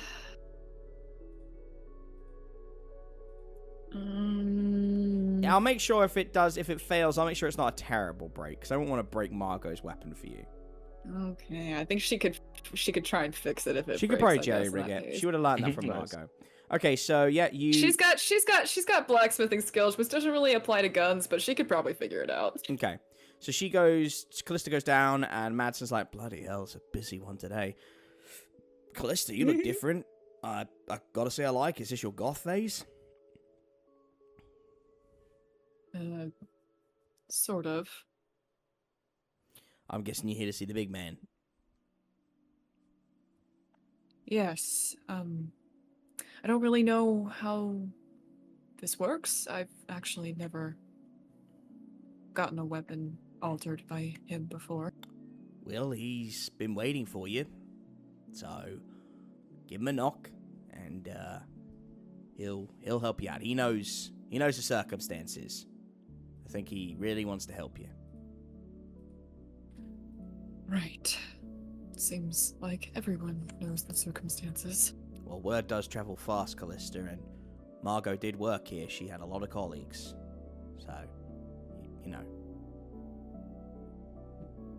Right. Callista looks away and knocks to call Mr. Sticky. Yeah, he comes out and he looks up at you and says, "Oh, Callista, hello. Thank you for coming. I'm sorry about Miss Sloane. Really terrible situation."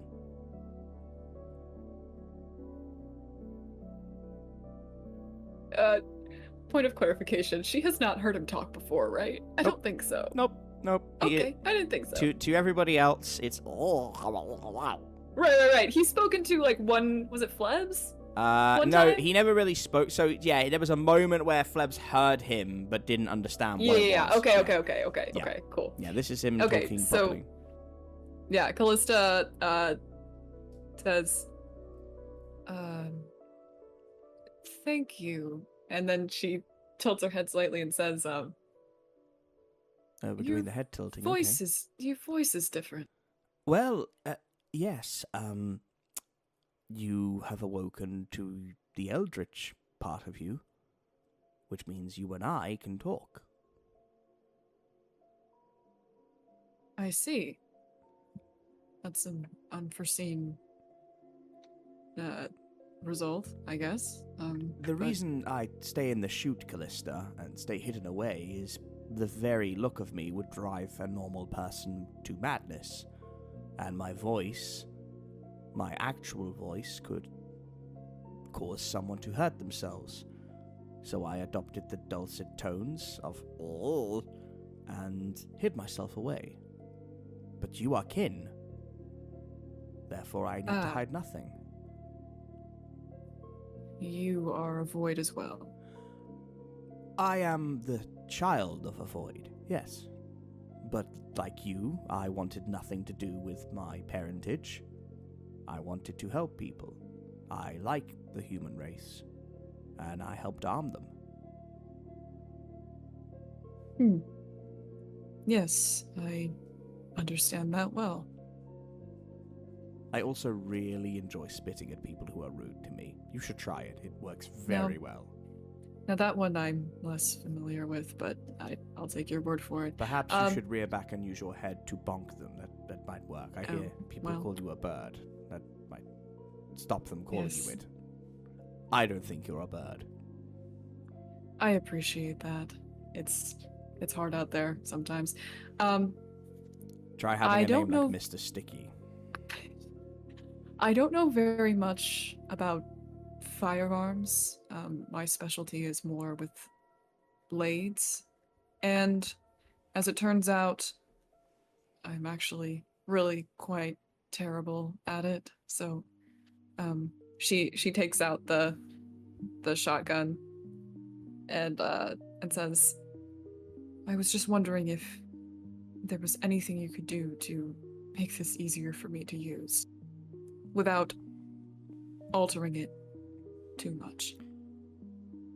Well, I can take a look, Callista, and I would like nothing more than to help. I must warn you that there is always a sort of contract when I take a weapon and imbue it, and sometimes that means that there's a break before it is truly becoming its own thing. I can't normally explain this to people, but I'm telling you, as kin, as a courtesy, that there is a chance it could fail.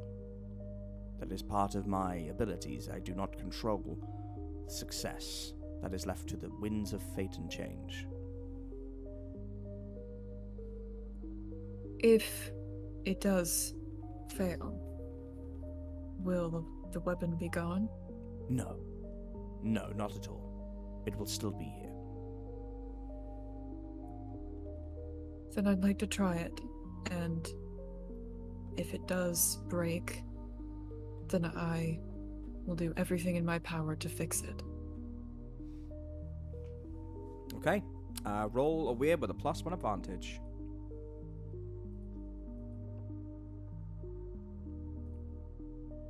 Oh, a 15. Oh my god! He That's takes like that the gun. highest roll I've done. He takes that gun very carefully in his hands, and he lights it up in an orb and takes it down, and he brings it back up, and very gently hands it to you. It's now a very fine obsidian black with skulls, like skull candies, all around it. And he says, "This is the woe bringer. And for every bullet you fire, it will be imbued with the anger and rage of a reaper. When you fire this, Callista, actual skulls, spectral skulls will fire out. Damn. And they can hone in on an enemy. And if you get a 10, they will do ongoing necrotic, +1 necrotic damage. Awesome. And he says, forgive my impudence, but I did add something else. Little, last resort. It can only be used once. There is a button on the underside of the gun, and it is known as Margo's last wish. When you push that, the barrels will converge into one, and a wellspring of necrotic energy will blast out of it, and the gun will be rendered useless. So Callista, keep track of that. Yeah, I'm writing it down as you're saying it. Callista looks down at it, just kind of looking it over. And then she looks up toward Mr. Sticky and says, thank you. This will definitely be more useful. To me, anyway. Anything I can do to help a fallen friend. I miss her. Yes. Well, so do I. Okay, lovely. Is that, you obviously need to speak to Lady Death. Is there anything else you wanted to do? No, no, unlike the last one where Callista was like interacting with everybody and like, you know, learning new things from people and all that stuff, I think she like sort of like Flebs just kind of stays away for the most part. That's fair. Okay. in that case, Besides, I guess Jimmy wants to talk to her at some point, but I guess that'll be later. Okay, so in that case, then let's keep it really simple, for the sake of time as well. You go over, and you are put into your skull candy form, as is tradition when you're ferrying a soul, or like you're saying goodbye. And she nods, without saying anything, and takes your hand, and you both come back over. It is a little bit later, and the last vestiges of sunlight are creeping over the horizon as you all stand in the garden on the top of the Nightmare Detectives building. It's like a sky garden. And on a small funeral pyre is the body of Margo Sloan. And once again, it is presided over by the Nightmare Detectives. Jimmy and Wendy are at the back, silently. Flebs is not there. Flebs is in his room, still researching. I think he said goodbye to Margot's body in his own way, but when, it's on display. But you, Jericho, and Fala are there. Endicott is there. Lady Death is there, and Nell is there. As are many of the other staff members that you've come to know. And the rights are being given. And I don't know whether you would prefer, I'm going to ask this because I really don't know myself. When Dennis did it, it was Endicott. But I don't know if you feel it should be Nell, Lady Death. I mean, obviously you as well, Callista, but whether it should be Nell, Lady Death, or Endicott delivering the rights. And I'd rather not metagame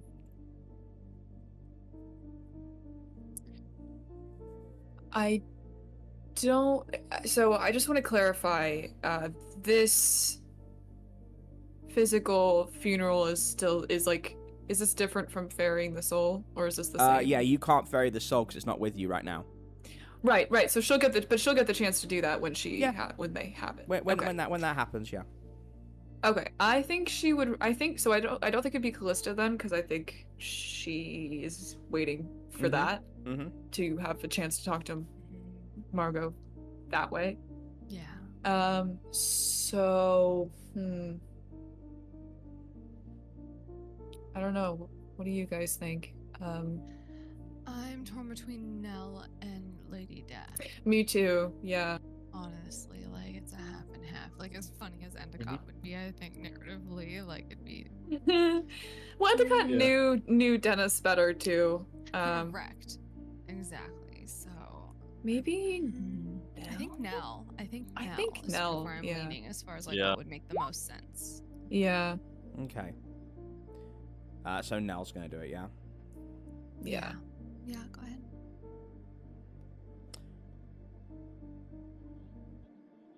Nell steps forward and says,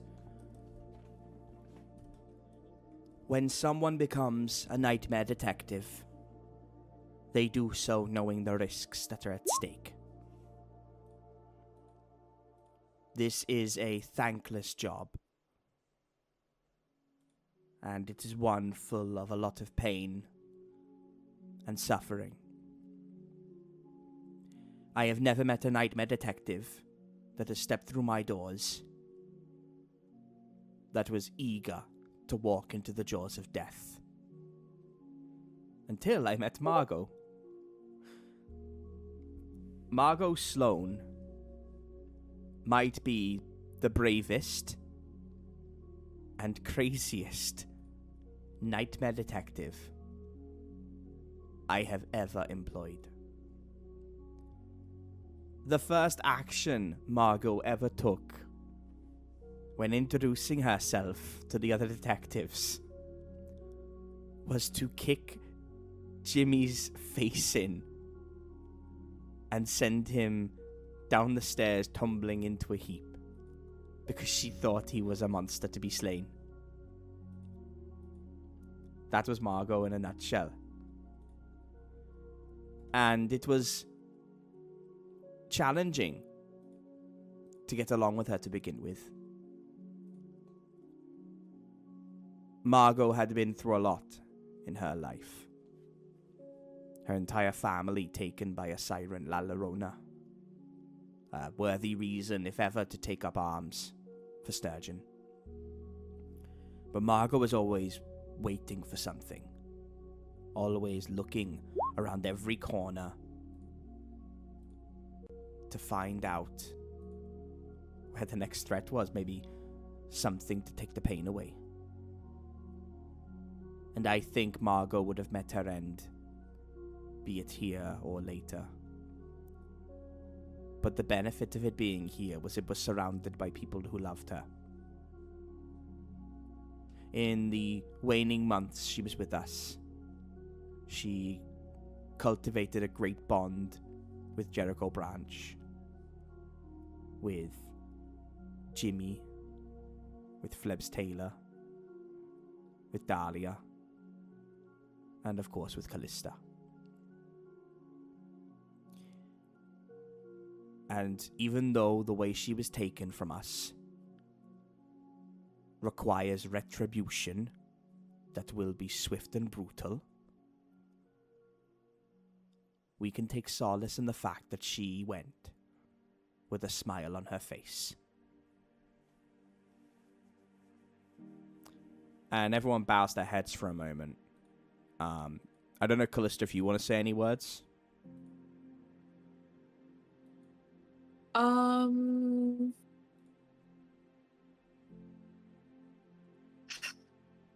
I think like the other funerals that she's been a part of so far, I think she would like to sort of do the little send-off. Yep. But I don't know if she would speak in front of everybody, because I really do think she's saving. She has stuff to say, but I think she's really saving it for when she's in front of Margo. Okay. Now kind of looks to you and sees that you are just still, a bit too torn up, and says, "This is another funeral in a short span of time. Such is the life of a nightmare detective.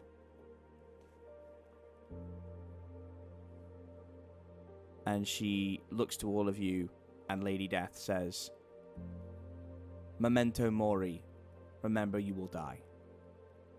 And everyone says it back as like a little mantra.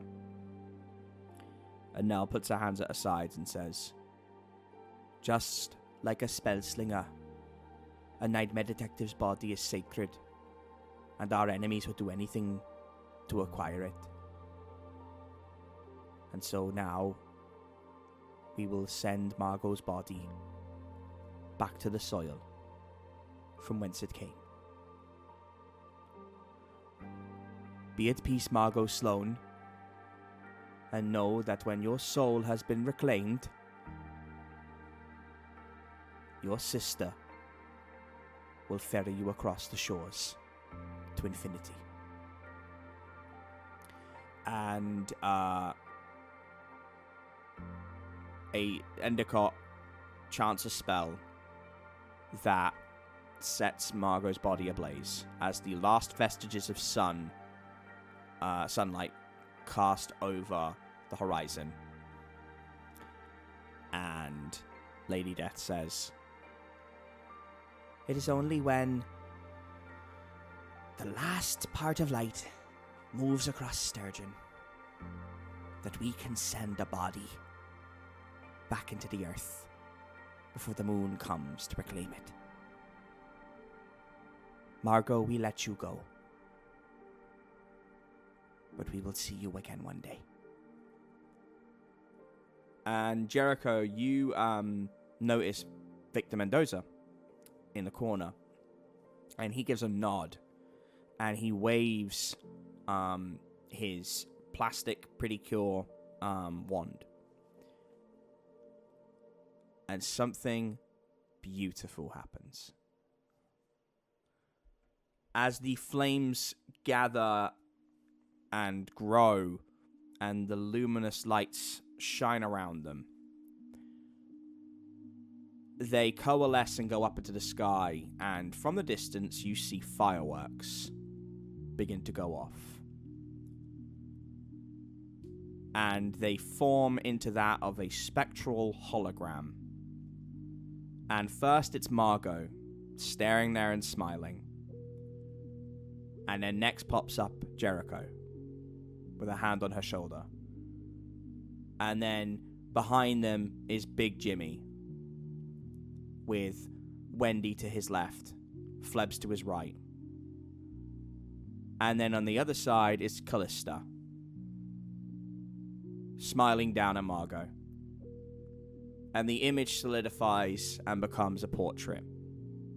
And it hangs in the night sky as the last vestiges of light leave Sturgeon. And so does Margo.